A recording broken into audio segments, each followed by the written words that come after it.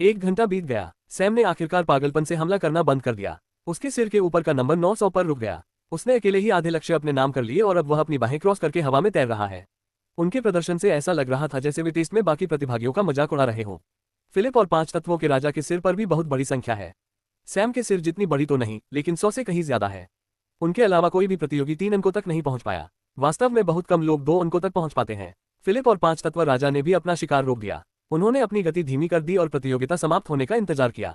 उन्होंने पहले ही लोगों का पर्याप्त ध्यान अपनी ओर आकर्षित कर लिया है तथा वे अपनी वर्तमान स्थिति से पूरी तरह संतुष्ट हैं। इस समय उस व्यक्ति ने अपने 3 साथियों के साथ मिलकर अंततः आगे बढ़ने का निर्णय लिया। ऐसा लगता है कि उस आदमी ने वह हासिल कर लिया है जो वह चाहता था। उसने अपनी गति धीमी कर दी और ऐसा लग रहा है कि वह थक भी गया होगा। मुझे लगता है कि अब कदम उठाने का समय आ गया है। समूह के नेता ने अपने साथियों से कहा, मैं वास्तव में आश्चर्यचकित हूं कि अब तक किसी ने उस पर हमला नहीं किया। ऐसा नहीं है कि वह छिप रहा है। प्रतियोगिता में शामिल हर कोई इतना अहंकारी है कि वह खुद को किसी अन्य प्रतियोगी से कम नहीं समझता। कोई भी उसके पीछे क्यों नहीं गया? ये प्रश्न सुनकर नेता हंस पड़े। तुमने पर्याप्त ध्यान नहीं दिया मेरे दोस्त। ऐसा नहीं है कि किसी ने कोशिश नहीं की, लेकिन कोई भी उस पर हमला करने में सफल नहीं हुआ। टीम के साथी असमंजस में पड़ गए और नेता ने समझाया, जब भी कोई आगे बढ़ना चाहता था तो वह उन पर हमला कर देता था। इससे कोई फर्क नहीं पड़ता कि वे मरे हैं या नहीं, उसके हमले इतने शक्तिशाली होते थे कि वे लड़ने में असमर्थ हो जाते थे। उसने किया। बेशक, आपको क्या लगता है कि उसने इतने सारे तीर क्यों चलाए जबकि उसने केवल आधे तत्वों को ही मारा था? और जिस गति से उसने शिकार शुरू किया, क्या आपको लगता है कि उसे 900 को मारने में 1 घंटे की आवश्यकता होगी? उसने 2 मिनट में 100 को मार डाला। थोड़ा गणित करो। उनकी अधिकांश मारक क्षमता वास्तव में अन्य प्रतियोगियों के हमलों को विफल करने और स्वयं प्रतियोगियों को बाहर करने में खर्च हुई। वह सचमुच शक्तिशाली है, बहुत शक्तिशाली। अगर वह किसी दूसरी पीढ़ी में या कुछ साल बाद पैदा होता तो उसे सारी महिमा मिलती, लेकिन दुर्भाग्य से वह मेरे साथ एक ही पीढ़ी में पैदा हुआ है। यह मेरा युग है, एरन का युग, और कोई भी इसे बदल नहीं सकता। चलो चलें। उसका शिकार शुरू करने से पहले हमें कुछ करना होगा। एरन अपनी टीम के साथ गया। उन्होंने आसपास की जगहों पर खोजबीन की और एक आदमी को एलिमेंटल से लड़ते हुए देखा। उनके बीच ये बहुत कठिन मुकाबला था। इसका मुख्य कारण यह है कि उस आदमी को लकड़ी के एलिमेंटल से लगाव है और वह सैम या नूह की तरह इसका इस्तेमाल करने में बहुमुखी नहीं है। तत्व उसका प्रत्यक्ष प्रतिपक्ष है और उसका जादूगर होना कोई बहुत बड़ी अतिरिक्त बात नहीं है। सबसे बड़ी बात यह है कि वह एक उचित लड़ाकू प्रकार का व्यक्ति नहीं है। सैम ने जिस व्यक्ति का सामना युद्ध के परीक्षण में किया था, उसी तरह वह भी पढ़ाई पर ध्यान केंद्रित करता है। उस समय वह एलिमेंटल को खत्म करने के लिए एक संरचना स्थापित कर रहा था, लेकिन इससे पहले कि वह आखिरी नोड को सक्रिय कर पाता, कुछ घटित हुआ। एक तीर हवा में उड़कर संरचना के एक सक्रिय नोड से टकराया। बूम! प्रतियोगी को इस प्रतिक्रिया को सहना पड़ा और वह कुछ क्षण के लिए हवा में उड़ गया, फिर नीचे गिर गया। एलिमेंटल ने एरन की तरफ देखा और गुर्राया। उसे यह भी एहसास नहीं हुआ कि एरन की टीम के बाकी 3 सदस्य पहले से ही उसे 3 तरफ से घेर चुके हैं। समय बीतता गया, प्रतियोगियों के बीच झगड़े बढ़ते गए और जल्द ही एक को छोड़कर सभी तत्व गायब हो गए। कम से कम यही बात फॉर्मेशन ने बताई, लेकिन किसी ने भी सक्रिय रूप से इसकी खोज करने की जहमत नहीं उठाई, बल्कि उन्होंने अंत पाने के लिए साथी प्रतियोगियों को ढूंढना शुरू कर दिया। ये बहुत आसान और निश्चित विकल्प है। लड़ाइयां बढ़ती गईं और जल्द ही सैम को अपने आसपास के इलाकों में और भी प्रतियोगी दिखने लगे।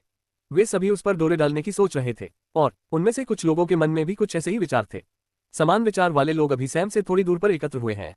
तो गठबंधन की शर्तें इस प्रकार हैं। हमारी 3 लोगों की टीम और आपकी 3 लोगों की टीम भाग लेगी। मैं हमला करूंगा और लक्ष्य का ध्यान अपनी ओर खींचूंगा। मेरी चपलता और रेंज उसे व्यस्त रखने के लिए पर्याप्त है और उसका सारा ध्यान केवल मुझ पर होगा। मेरे 2 साथी उसके लिए कुछ अतिरिक्त वजन जोड़ देंगे। हमले के लिए आप तीनों जिम्मेदार हैं। हम उसे व्यस्त रखने में मदद करेंगे। हम अंक बराबर बराबर बांट लेंगे। सौदा सौदा सौदा तुरंत तय हो गया और सभी छहों ने अपनी चाल चल दी। सैम ने अपना तीर निशाना साधा और उन पर गोली चला दी। सैम को विचलित करने वाली टीम वास्तव में अपनी चपलता के साथ अच्छी है। वे सैम के तीरों को बहुत कुशलता से चकमा देने में कामयाब रहे।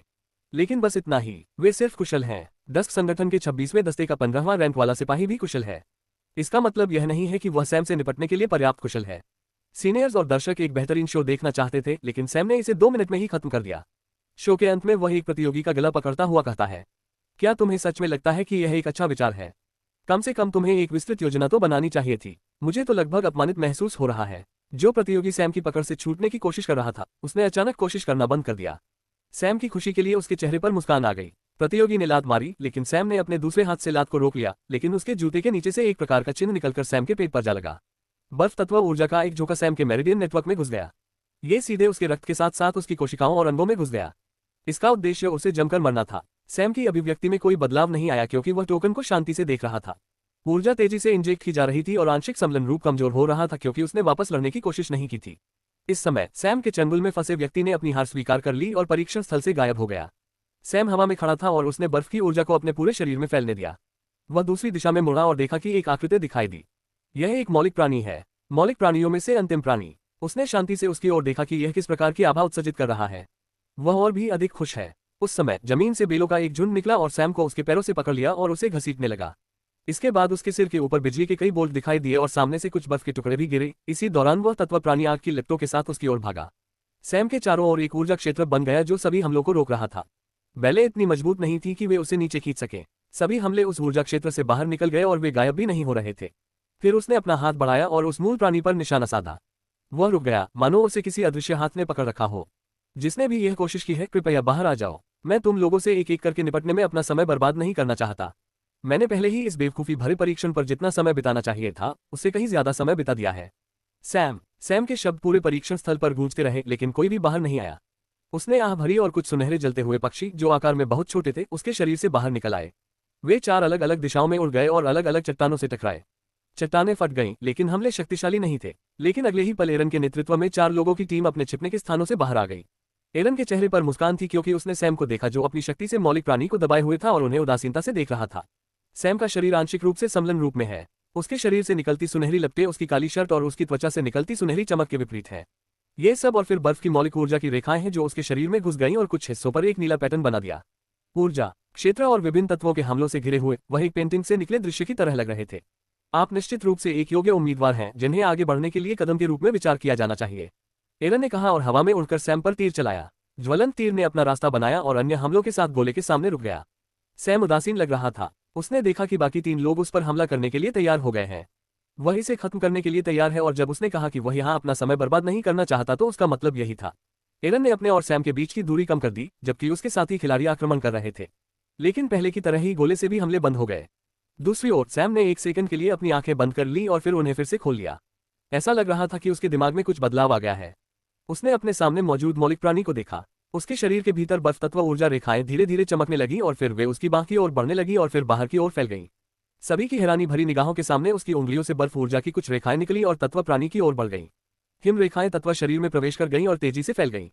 एरन को बुरा लग रहा था। उसे नहीं पता था कि सैम अभी क्या कर रहा है। वह इसे समझने में सक्षम नहीं है। उसने ये सोचना भी शुरू नहीं किया कि सैम, जो शुरू से ही आग का उपयोग करता प्रतीत होता था, बर्फ की ऊर्जा को कैसे नियंत्रित कर रहा है। उन्होंने बस अपनी सूझबूझ पर काम किया और अपना सबसे बड़ा हमला करने के लिए तैयार हो गए। धनुष का एक प्रक्षेपण उनके वास्तविक धनुष को ढंक रहा था, जिससे एक बड़ा धनुष पकड़े हुए उनकी छवि बन रही थी। उसके धागे पर एक ऊर्जा बाण लगाया गया और उसने उसे खींच लिया। उसके आसपास के लावा और सक्रिय ज्वालामुखियों से ऊर्जा तेजी से तीर के भीतर इकट्ठा होने लगी। सैम ने इस बदलाव को महसूस किया, लेकिन उसने इसकी परवाह नहीं की। जब एरन के 3 गुर्गे अपने अंतिम हमलों की तैयारी करने लगे तो प्रतिक्रिया वैसी ही रही। लेकिन अगले ही पल वे सभी अपनी जगह पर रुक गए। आध्यात्मिक ऊर्जा का संचार भी सहज रूप से रुक गया, क्योंकि जब उन्होंने देखा सैम के नियंत्रण में संघर्ष कर रहा तत्व छटपटाया, इससे पहले कि वह अपना पल खो दे और अग्नि तत्व ऊर्जा गेंद में बदल जाए। और कुछ ही समय में नीली रेखाएं और भी तेजी से फैल गईं। अग्नि तत्व ऊर्जा गेंद बर्फ तत्व ऊर्जा गेंद में बदल गई। अगले ही पल सैम ने ऊर्जा गेंद को अपने हाथों में ले लिया और अग्नि तत्व आंशिक समलन रूप बर्फ तत्व आंशिक समलन रूप में बदल गया। सैम ने अपना दूसरा हाथ एरन और अन्य तीनों की ओर बढ़ाया और फिर व्यंग्यात्मक लहजे में कहा, जाल तैयार करने से पहले अपने दुश्मन को पहचानो, कमबख्त नौसिखिए। बूम! एक बहुत बड़ी बर्फ की किरण फेंकी गई और वह सभी दिशाओं में फैल गई। इसने उस दिशा में मौजूद सभी प्रतियोगियों को जमा दिया, जिसमें एरन और उनकी टीम के सदस्य भी शामिल थे। कोहरा छक गया और सैम धनुष को अभी भी अपने हाथों में लिए खड़ा था। उसने धनुष को अपने कंधों पर रखा और परीक्षण स्थल के बाकी हिस्सों को देखा। जो कोई भी अभी जीवित है उसे अभी ही काम छोड़ देना चाहिए। मैंने अपना धैर्य खो दिया है और ठीक 15 मिनट में मैं एक एक करके तुम लोगों को ढूंढना शुरू कर दूंगा। अगर मैं तुम लोगों में से किसी को भी तुम्हें ढूंढने के बाद जमानत देने के बारे में सोचने का मौका भी देता हूं, तो मैं अपना नाम बदल दूंगा। सैम की घोषणा पूरे परीक्षण स्थल पर जोर से और स्पष्ट सुनी गई। वे सभी लोग जो अभी भी छिपे हुए थे और कुछ अंक पाने की कोशिश कर रहे थे, घबराहट में डूब गए। इस समय फिलिप और 5 एलिमेंटल किंग ने भी अपनी चालें शुरू कर दी हैं। वे प्रतियोगियों को तेजी से खत्म कर रहे हैं। सैम बस उनके संकेत आने का इंतजार कर रहा था, और जल्द ही वह आ गया। परीक्षण समाप्ति के रूप में रैंकिंग तय की गई। पहले स्थान पर सैम है, जिसके आधे से अधिक अंक हैं। दूसरा पंचतत्व राजा है। तीसरा वह व्यक्ति है जिसके बारे में सैम को जानने की परवाह नहीं थी, और चौथा फिलिप है। फिलिप को चौथा स्थान देना एक जानबूझकर किया गया निर्णय है और यह पूरी योजना का हिस्सा है। जैसे ही वे सभी परीक्षण स्थल से बाहर आए, परीक्षण के प्रभारी वरिष्ठ छात्र, जो मूल रूप से अपोलो अकादमी के छात्र संघ के सदस्य थे, तुरंत शीर्ष 10 प्रतियोगियों के पास दौड़े। और इसमें सैम भी शामिल है, लेकिन इससे पहले कि वे कुछ बोल पाते, सैम बोल पड़ा। मैं जा रहा हूँ। मैं आपकी अकादमी में शामिल नहीं हो रहा हूँ। उनके शब्दों ने सभी को चकित कर दिया। वे ये भी नहीं जानते थे कि क्या कहें, इससे पहले कि सैम ने अपने भंडार से एक खाका निकाला और उसे उनकी ओर फेंक दिया और बोला, इसके अनुसार धनुष बनाओ और आप एक्सचेंज सेंटर में ब्लूप्रिंट का आदान प्रदान कर सकते हैं। हो सकता है कि आपको अपनी अकादमी के इन दयनीय मानकों को बढ़ाने के लिए पर्याप्त सिक्के मिले। धनुष को सराय में भेज दो। मुझे यकीन है कि तुम्हें पता है कि मैं कहाँ रहता हूँ। सैम ने प्रवेश द्वार की ओर जाने से पहले उन्हें बोलने का मौका भी नहीं दिया। पूरे आयोजन स्थल पर सन्नाटा छा गया। कुछ नए छात्र सैम को वहीं मार डालना चाहते थे और सीनियर उसे प्रताड़ित करना चाहते थे। वे अपमानित महसूस कर रहे थे, लेकिन वे कुछ नहीं कर सकते थे। यदि वे वास्तव में अकादमी और देवताओं द्वारा स्थापित परीक्षण नियमों का उल्लंघन करने की कोशिश करते हैं तो पूरे क्षेत्र का गठन कार्य करेगा। इन सब के अलावा उनकी प्रतिष्ठा पर और भी अधिक काले निशान होंगे। इससे पहले कि वे इस सदमे से उबर पाते, उन्हें दूसरा झटका लगा। फिलिप ने शर्मिंदगी भरे भाव से मुस्कुराते हुए कहा, मुझे खेद है, मैं भी आपकी अकादमी में शामिल नहीं होना चाहता। मेरा लक्ष्य शुरू से ही हिफेस्ट की अकादमी है। मैं अनुभव के लिए ये परीक्षा देना चाहता था, लेकिन मैं बिना ज्यादा प्रयास किए गलती से जीत गया। मुझे आपके पुरस्कारों की भी जरूरत नहीं है। मैं माफी चाहता हूँ। सैम के रवैये की तुलना में उसका रवैया रात और दिन जैसा है।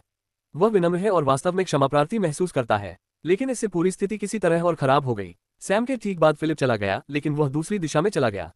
सभी लोग पंचतत्व राजा को संदेह की दृष्टि से देखने लगे। मैं यहीं रहूंगा। मैं वास्तव में इसी स्कूल को अपना लक्ष्य बना रहा था। केवल उसी क्षण वरिष्ठों ने राहत की सांस ली। फिर सबने उस दिशा की ओर देखा जहां सैम गया था और अपनी मुट्ठियां भींच ली। उस दिन पूरे शहर ने इस घटना पर ध्यान दिया। सभी अकादमियों को भी इसकी सूचना दी गई। शैक्षणिक जगत के इतिहास में कभी किसी ने प्रवेश अस्वीकार करने की हिम्मत नहीं की, खासकर उस व्यक्ति की जो प्रवेश परीक्षा में शीर्ष स्थान पर रहा हो। साथ ही जो लोग पहले से ही सैम पर नजर रख रहे थे, वे आश्चर्यचकित हो गए और उसके बारे में और अधिक उत्सुक हो गए। उन्हें नहीं पता था कि उसका मौलिक लगाव या लड़ने का तरीका क्या है। परीक्षण के दौरान उन्हें लगा कि वह अग्नि तत्व वाला एक तीरंदाज है, लेकिन अंत में उन्हें फिर से इस पर पुनर्विचार करना पड़ा। जब ये सारे विचार उनके दिमाग में ताज़ा थे, अगले दिन हेमिस अकादमी की परीक्षा शुरू हो गई। सैम भी उस परीक्षा में शामिल हुआ। इस बार परीक्षा मुख्य रूप से गति पर केंद्रित है। ऐसे कई जानवर हैं जो दिव्य विमान दीक्षा के प्रारंभिक चरण में हैं, कुछ मध्य चरण में हैं और बहुत कम अंतिम चरण में हैं। ये परीक्षा अंक प्राप्ति और उत्तरजीविता का संयोजन है। आखिरकार अंतिम चरण इतना कठिन होता है कि किसी भी प्रतियोगी को हराना मुश्किल होता है। हर कोई उत्सुक था कि सैम क्या करने जा रहा है। वे उम्मीद कर रहे थे कि वह अपना धनुष और तीर निकालेगा, लेकिन उन्हें आश्चर्य हुआ। सैम ने आसमान में छलांग लगाए और अपने पंख फड़फड़ाए। वह हवा की तरह आगे बढ़ा और एक और कत्लेआम शुरू कर दिया। वह कमीना जो भी हो, वह खतरनाक है। हमें उसका पीछा करना चाहिए और उससे निपटना चाहिए, इससे पहले कि चीजें हाथ से निकल जाएं। वॉट भी उसी परीक्षा में शामिल हुआ था और सैम की तुलना में वह शांत था। लेकिन जब वह अपने रास्ते पर जाने वाला था तो उसने एक समूह की हरकतों को देखा। एरन के समूह की तरह ही इस परीक्षा में भी एक लड़का था जिसके कुछ गुर्गे थे।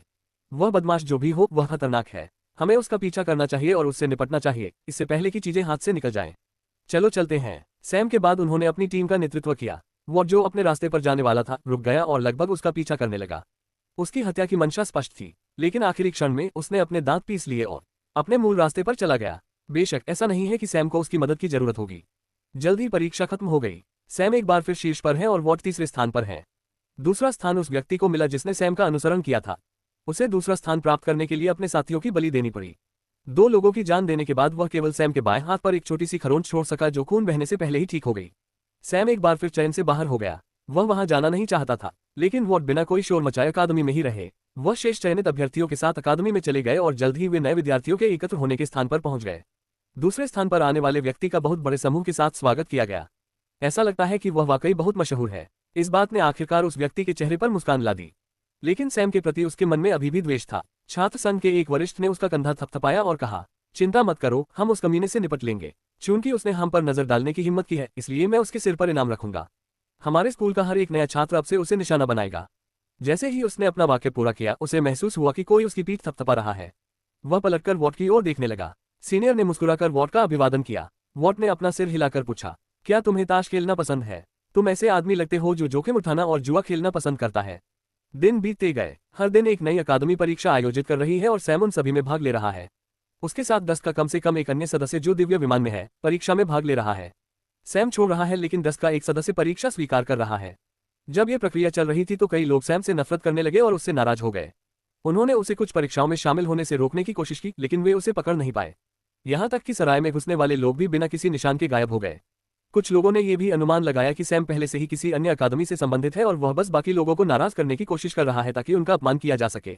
एक तरह से उनकी अटकलें सही हैं, लेकिन सैम ने सिर्फ अपमान से कहीं अधिक योजना बनाई है। जब सैम ये सब कर रहा होता है तो उसके दिमाग में कुछ और चल रहा होता है।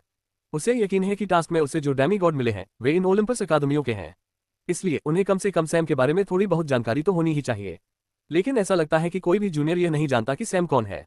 वे उसके साथ इस दुनिया में आने वाले किसी भी अन्य नवागंतुक की तरह ही व्यवहार कर रहे हैं। इसका सिर्फ एक ही मतलब हो सकता है, इन अर्धदेवताओं और देवताओं ने इन लोगों को सैम के बारे में नहीं बताया। ये वास्तव में सैम के लिए एक बड़ा फायदा है, क्योंकि उसकी योजनाएं ज्यादा आसानी से आगे बढ़ेंगी। उसने बस इस पर ज्यादा न सोचने का निर्णय लिया। ज़्यूस अकादमी की प्रवेश परीक्षा से एक दिन पहले सैम नालन से किसी बात पर बात करने के लिए रेस्तरां में पहुंचा, लेकिन नालन ने जोर देकर कहा कि सैम वही खाना खाए। इसलिए उन्होंने एक मेज ली और वहां एक के बाद एक व्यंजन परोसे जाने का इंतजार करने लगे। ये वेटर वही है जो सैम के पहली बार आने पर आया था। नमस्ते सर, पूरा शहर आपके कारनामों की चर्चा कर रहा है। मैं यह जरूर कहूंगा कि आपने मुझे और भी ज्यादा आश्चर्यचकित कर दिया है। सैम मुस्कुराया और पूछने से पहले उसे ऊपर से नीचे तक देखा। शराब कैसी है? युवक की आंखें चमक उठी और उसने कहा, यह मेरे लिए अब तक का सबसे अच्छा अनुभव था। मैं वास्तव में आपसे इसके बारे में बात करना चाहता था। यह क्या है? मैंने सुना है कि आपने हमारे बॉस के साथ एक सौदा किया है। क्या वह शराब भी उस सौदे का हिस्सा है? नहीं, मैंने तुम्हें जो 2 वाइन दी हैं वे उस डील का हिस्सा नहीं है। हालांकि मैंने उसे कई अन्य वाइन दी हैं। तुम ऐसा क्यों पूछ रहे हो? सैम ने ज्ञान भरी मुस्कान के साथ पूछा। सैम ने इस लड़के को वो वाइन इसलिए दी क्योंकि वह सिर्फ उसका मनोरंजन करना चाहता था। उसे वह लड़का पसंद था जो हर चीज में अवसर तलाशता रहता है। जब सैम ने पहली बार शराब दिखाई तो उसने इस बच्चे की आंखों में जो पहली चीज देखी वह थी किसी मूल्यवान चीज को पाने की खुशी। उसकी मुख्य इच्छा इसे चखने की नहीं बल्कि ये देखने की थी कि क्या वह इसे खरीद सकता है और बेच सकता है। इसीलिए सैम ने उसे वे 2 वाइन दी ताकि देख सके कि क्या वह सैम के साथ संपर्क जारी रखेगा और उस अवसर को हासिल करने का प्रयास करेगा। क्यों सर, क्या आप इसे बेच नहीं रहे हैं? वेटर ने असमंजस में पूछा। बेशक मैं जा रहा हूं, लेकिन वे दोनों वाइन अपनी अपनी श्रेणियों में सर्वश्रेष्ठ गुणवत्ता की नहीं है। वे बीच में अच्छी रैंक पर हैं और आपके बॉस के साथ सौदा ज्यादातर सूची में सबसे ऊपर की वस्तुओं के बारे में होता है। तो फिर बीच और नीचे की वस्तुओं का क्या होगा? उनके बारे में क्या? सैम ने मुस्कुराते हुए कहा और गिलास को मेज पर घुमाया। वेटर ने अपनी मुठ्ठियां भींच ली और हर सेकंड के साथ उसका दिल तेजी से धड़क रहा था। शब्द उसकी जबान पर थे लेकिन वह उन्हें कहने में झिझक रहा था। दोनों पक्षों की ओर से 3 मिनट की चुप्पी के बाद आखिरकार उन्होंने अपना मुंह खोला। मैं आपकी शराब बेचना चाहता हूं। आप इसे बनाकर बेचना चाहते हैं या वितरित करना चाहते हैं? मेरे पास अभी इसे बनाने का साधन नहीं है। जैसा कि आपने कहा, मैं समझ सकता हूं कि आपकी सूची में कम गुणवत्ता वाले व्यंजन बॉस के मेनू के साथ क्यों नहीं चलेंगे, लेकिन वे बिल्कुल भी खराब गुणवत्ता के नहीं हैं। वे इस देश में उपलब्ध 90% वाइन से बेहतर गुणवत्ता के हैं।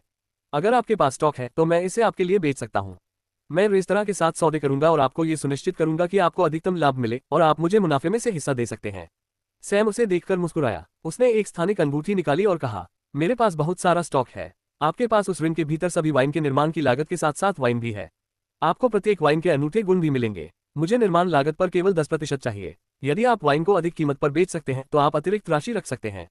वेटर हैरान रह गया। आपका मतलब है अगर मैं शराब को उसकी बनाने की लागत से 2 गुनी कीमत पर बेच सकता हूं, फिर आप निर्माण लागत और निर्माण लागत के 10% को छोड़कर सभी लाभ रख सकते हैं। लेकिन क्यों? ये तुम्हारे लिए नुकसानदायक होगा। क्योंकि मैं कर सकता हूं। इस समय धन मेरा लक्ष्य नहीं है। वास्तव में ये कभी भी कोई बड़ा लक्ष्य नहीं रहा। ये हमेशा एक लक्ष्य तक पहुंचने का साधन था और जब भी मैं उस लक्ष्य को प्राप्त करने की कोशिश करता हूं तो मैं अनजाने में बहुत अधिक धन अर्जित कर लेता हूं। बस इसे ऐसे समझिए कि मैं तुम्हारे जैसे बच्चे को प्रोत्साहित करके खुद को खुश कर रहा हूं। आगे बढ़ो और जो चाहो करो। सैम ने बस अपना हाथ हिलाया जैसे कि उसने कोई खजाना नहीं सौंप दिया हो।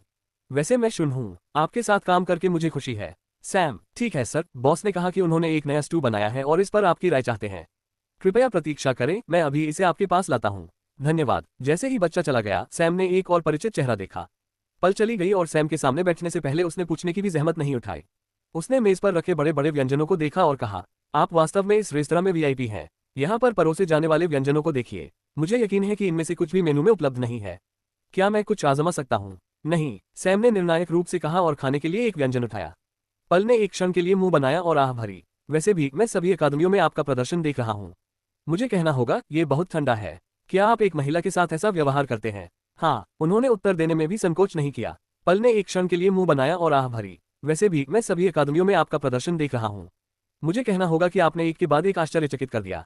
एक बच्चे ने मुझसे पहले ही यही बात कही थी। मुझे पता है कि मैंने क्या किया। बेशक तुम्हें पता होना चाहिए कि तुमने क्या किया, अन्यथा तुम ब्रह्मांड में मौजूद सबसे बड़े मूर्ख होगे। मैं मूर्ख नहीं हूँ, मुझे पता है। तो ओलंपस अकादमियों में केवल एक प्रवेश परीक्षा बची है। ज़्यूस अकादमी, क्या आप इस अकादमी में इतनी रुचि रखते हैं? आपने हरकुलीन अकादमी के प्रस्तावों को भी अस्वीकार कर दिया, जिसमें हेड्स और पोसिडॉन की अकादमी भी शामिल है। आपको बस इंतजार करना होगा और देखना होगा। मैं तुम्हें सलाह देता हूँ, बेहतर होगा कि तुम ज़्यूस अकादमी में प्रवेश ले लो, खासकर तब जब तुमने अन्य ओलंपस अकादमियों को अस्वीकार कर दिया है।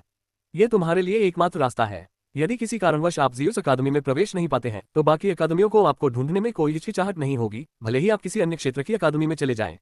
मुझे यकीन है कि हम एक दूसरे के प्रति चिंता दिखाने के लिए पर्याप्त करीब नहीं हैं और मुझे इससे भी अधिक यकीन है कि मैंने कभी आपकी सलाह नहीं मांगी। इसलिए यदि आप मुझे माफ करेंगे तो मैं शांति से अपने दोपहर के भोजन का आनंद लेना चाहूंगा। चलो, तुम्हारी उम्र का हर आदमी मुझसे लंच पर जाने की भीख मांगेगा और तुम मुझे लंच पर जाने के लिए कह रहे हो। क्या तुम्हें पता है कि मेरी असली हैसियत क्या है? क्या तुम्हें पता है कि मेरा पक्ष जीतने का क्या मतलब हो सकता है? मुझे नहीं पता। ईमानदारी से कहूं तो मुझे परवाह नहीं है। मेरी राय में मैं अभी जो सूप पी रहा हूं उसका स्वाद आपके द्वारा मुझे दिए गए किसी भी उपकार से कहीं अधिक मूल्यवान है। तुम एक कोने में फंसे हुए आदमी के लिए बहुत घमंडी हो। शायद तुम बस मूर्ख हो। तुम जानते हो कि दूसरी अकादमियां तुम्हें अपने यहाँ प्रवेश भी नहीं देंगी, भले ही तुम खुद को उनके सामने पेश करो, है ना। यहाँ तक कि जुआरी अकादमी, जो सबसे विलक्षण लोगों को स्वीकार करने के लिए जानी जाती है, वह भी आपको अपने साथ नहीं लेगी। जो भी अकादमी आपको अपने साथ लेगी वह हर ओलंपियन अकादमी की दुश्मन बन जाएगी। कोई भी व्यक्ति सिर्फ एक प्रतिभाशाली व्यक्ति के लिए जोखिम नहीं उठाएगा। आखिरकार ये पूरा क्षेत्र प्रतिभाओं से भरा हुआ है और हर दिन इन प्रतिभाओं की संख्या बढ़ती जा रही है। वह खड़ी हुई और बाहर जाने से पहले सैम को गहराई से देखा। रेन अपने समूह के साथ बाहर उसका इंतजार कर रहा है। अब वह अकादमी में उसका अनौपचारिक अनुचर है। वह हर प्रतिभाशाली व्यक्ति एक हद तक जिद्दी मूर्ख होता है। वह कोई अपवाद नहीं है। चलो चले, हम कहाँ जा रहे हैं? एक और जिद्दी मूर्ख का अभिवादन करने के लिए पल अपने साथियों के साथ रेस्तरां से बाहर चले गए। जल्द ही वह ज़्यूस अकादमी में पहुंच जाती है। अकादमी के अंदर एक छोटी सी जगह है जिसका इस्तेमाल एक बड़े प्रशिक्षक के निवास के रूप में किया जाता है, जो पल का शिक्षक भी था। और उस जगह के अंदर एक बड़े पत्थर के हॉल में एक खूबसूरत महिला नृत्य करती हुई दिखाई देती है। वह मोर की तरह शान से नृत्य कर रही है और कुछ अन्य महिलाएं विभिन्न वाद्ययंत्र बजा रही हैं।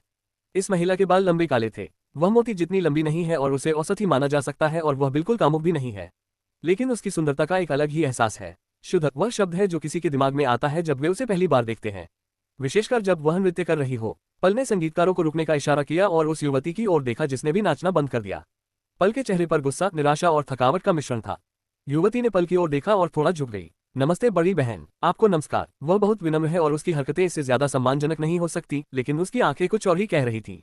वो पल के बड़ी बहन होने के पद के प्रति सम्मान दिखा रही है, न कि खुद पल के प्रति। पल भी इतनी समझदार है कि वह इस बात को समझ लेती है। तुम फिर से बेमतलब क्यों नाच रहे हो? मुझे तुम्हें कितनी बार कहना पड़ेगा कि इसे भूल जाओ? मुझे खेद है बड़ी बहन, लेकिन मुझे आपका यह अनुरोध अस्वीकार करना पड़ रहा है। आप मुझे जबरदस्ती उस व्यक्ति से दूर ले आई जिससे मैं प्यार करती हूँ। नृत्य ही एकमात्र तरीका है जिससे मैं अपनी लालसा को थोड़ा कम कर सकती हूँ। कृपया इसे मुझसे दूर न करें। यदि तुम नृत्य करना चाहते हो तो तुम नृत्य कर सकते हो, लेकिन तुम अब उसके लिए नृत्य नहीं कर सकते। तुम उसके लिए तरस नहीं सकते। तुम उसके बारे में सपने नहीं देख सकते और तुम उसके बारे में नहीं सोच सकते। तुम और वह खत्म हो चुके हैं। अब आप सबसे प्रतिष्ठित डेमीगॉड अकादमी में हैं और आपकी प्रतिभा के कारण कई बुजुर्ग आप में रुचि दिखाएंगे। आप एक डेमीगॉड बनने जा रहे हैं और देवत्व की सीमाओं को छू लेंगे। अरे, तुम्हारे पास भगवान बनने का भी मौका है, और तुम बस यही रोना रो रहे हो कि तुम यहाँ नहीं रहना चाहते और तुम उस गंदे जानवर जैसे इंसान से कितना प्यार करते हो। कृपया उसे जानवर न कहें। मैं उसे और क्या कहूँ? वह एक गंदा खदान चूहा है जो खदान सुरंगों के अंदर पत्थर की दीवारें बनाता है। वह एक खूनी गुलाम है। तुम उसके साथ रहने के बारे में सोच भी कैसे सकते हो? क्या तुम्हें कोई समझ नहीं है? भले ही हम स्थिति पर विचार न करें, हमें क्षमता पर विचार करना चाहिए। उस कमीने में तो कोई प्रतिभा भी नहीं है। उसके शरीर में किसी भी कीमती रक्तरेखा का अभाव है और वास्तव में ये कई मायनों में गंदगी है। और उसकी साधना की क्रूर विधि, कोई नहीं जानता कि उसने वह शक्ति कैसे प्राप्त की, लेकिन वह हमारे पास मौजूद किसी भी तकनीक के लिए उपयुक्त नहीं है। पल ने झल्लाहट में कहा। वह एक उच्च पद की महिला है और उनकी बहन भी उच्च पद की महिला है। उसके पिता तो और भी ज्यादा क्रोधित हैं। जब उन्हें पता चला कि उसकी बहन एक गुलाम से प्यार करती है तो वे बहुत क्रोधित हुए और लगभग उसे मार डालना चाहते थे। पल को हस्तक्षेप कर उसे बचाना पड़ा। वह इस दुनिया में किसी भी चीज से ज्यादा उस गुलाम को चाहती थी और उसे मारना चाहती थी। उसने ये काम करने के लिए अपने कुछ अनुचरों को भी भेजा, लेकिन उसे आश्चर्य हुआ कि वह गुलाम कोई साधारण नहीं था। वह वास्तव में अकेले ही सूक्ष्म विमान साधना के शिखर पर पहुंच गया था। बिना किसी साधना के उन्होंने बलपूर्वक अपनी आध्यात्मिक क्षमता का विस्तार किया तथा अपने शरीर, मांसपेशियों और हड्डियों की संरचना को बदलने का प्रयास किया ताकि वे सूक्ष्म जगत के शिखर स्तर के साधक बन सके। वह बहुत ताकतवर है, हालांकि उसके पास कोई उचित तकनीक नहीं है। वो बस कुछ औजारों का इस्तेमाल करना जानता है, जैसे पत्थर की छेनी, कुल्हाड़ी और हथौड़े। एक समय पर पल अपनी बहन के लिए दुखी थी और उसे एक छोटा सा मौका देने की कोशिश कर रही थी। वह लड़का जिसे घर पर उसकी बहन की गिरफ्तारी के बारे में पता चला, चुपके से घर में घुस आया और जब पल ने उसकी जांच की तो वह पकड़ा गया। इसके साथ ही उसे कुछ सच्चाइयां भी पता चली। पता चला कि यह गुलाम असल में कोई ऐसा व्यक्ति है जिससे उसकी बहन को बचपन में मुलाकात हुई थी। जब वे दोनों बच्चे थे तब उसने उसे एक छोटी सी मुसीबत से बचाया था और उसकी बहन पवित्र होने के कारण उससे मिलने आती रहती थी। उनकी दोस्ती बढ़ती गई और जल्द ही उसकी बहन ने खेती शुरू कर दी और वह बच्चा जो गुलाम बनने के लिए पैदा हुआ था पीछे नहीं रहना चाहता था, लेकिन उसके परिवार ने पहले ही उसका परीक्षण कर लिया था और उसे प्रतिभाहीन माना था। सभी को आश्चर्य हुआ कि उसने बिना किसी उचित तकनीक की जबरदस्ती खेती की और जहां वह है वहां पहुंचने के लिए 1000 खच्चरों की तरह काम किया। वह हमेशा पल की खेती पर नजर रखता था, लेकिन एक बार जब वह एस्ट्रल प्लेन के शिखर पर पहुंच गया तो उसकी क्रूर बल साधना पद्धति अब और काम नहीं आई। अब वह एस्ट्रल प्लेन में पूरी तरह से फंस गया है। जब पल को पता चला तो उसने उसे दूर की जगह भेज दिया और अपनी बहन को अपने साथ ज़्यूस अकादमी में ले आए। पल की बहन वहीं खड़ी रही और पल उसे डांट रहा था। ज़ैड, मैं अब तुम्हारे प्रति सहनशील नहीं रहूंगा। मैंने अब तक तुम्हारे कामों को अनदेखा किया है। इसका एकमात्र कारण यह है कि मैं तुमसे प्यार करता हूँ, लेकिन कबीले के वारिस के रूप में मेरी जिम्मेदारी उस प्यार को छीन लेना है। अब मैं एक सख्त रेखा खींच रहा हूँ। तुम्हारा और उसका रिश्ता खत्म हो गया है। अगर आप इसका पालन करते हैं तो आप यहाँ अपेक्षाकृत स्वतंत्र जीवन जी सकते हैं। अब आप अकादमी के छात्र हैं, अपनी साधना में सुधार करें। अगर आप किसी रिश्ते के लिए इतने तरसते हैं तो आगे बढ़ें और अपने स्तर का कोई व्यक्ति खोजें। उन सभी अकादमियों में बहुत से कुलीन लोग हैं। किसी को खोजें और मैं आपकी शादी का प्रबंध करूंगा। नहीं तो मैं अपनी और पापा की पसंद के किसी लड़के से तुम्हारी सगाई करवा दूंगी और तुम्हें अपनी जिंदगी ऐसे ही गुजारनी होगी। तुम फैसला करो। पल ने जैद के जवाब की प्रतीक्षा किए बिना ही मुंह मोड़ लिया, लेकिन जब जैद ने बोलना शुरू किया तो उसे रुकना पड़ा। बहन, जैसा तुम्हें ठीक लगे वैसा करो, लेकिन मुझे यकीन है कि वह मेरे लिए आएगा। उसने उस गंदे शरीर से कई चमत्कार किए हैं जिसमें तुमने कोई प्रतिभा नहीं बताई है। मुझे यकीन है कि वह और मैं एक और चमत्कार करेंगे। वह मुझे इस पिंजरे से बाहर निकालेगा और हम अपने प्यार के लिए लड़ेंगे। पल ने गहरी सांस ली और जैद की ओर देखने लगी। तैयार हो जाओ, परीक्षा समाप्त होने के बाद तुम्हें प्रदर्शन करना है। चूंकि तुम्हें नृत्य बहुत पसंद है, इसलिए मैं तुम्हें एक मौका दे रहा हूँ। तुम समारोह के हिस्से के रूप में बड़ों और नए छात्रों के सामने नृत्य कर सकते हो। हो सकता है कि कोई उचित उम्मीदवार तुम्हें पसंद करे और तुम्हारे पास आए। अब से तुम्हारे लिए एक लड़का ढूंढना मेरा काम है और उस आदमी से शादी करना तुम्हारा कर्तव्य है।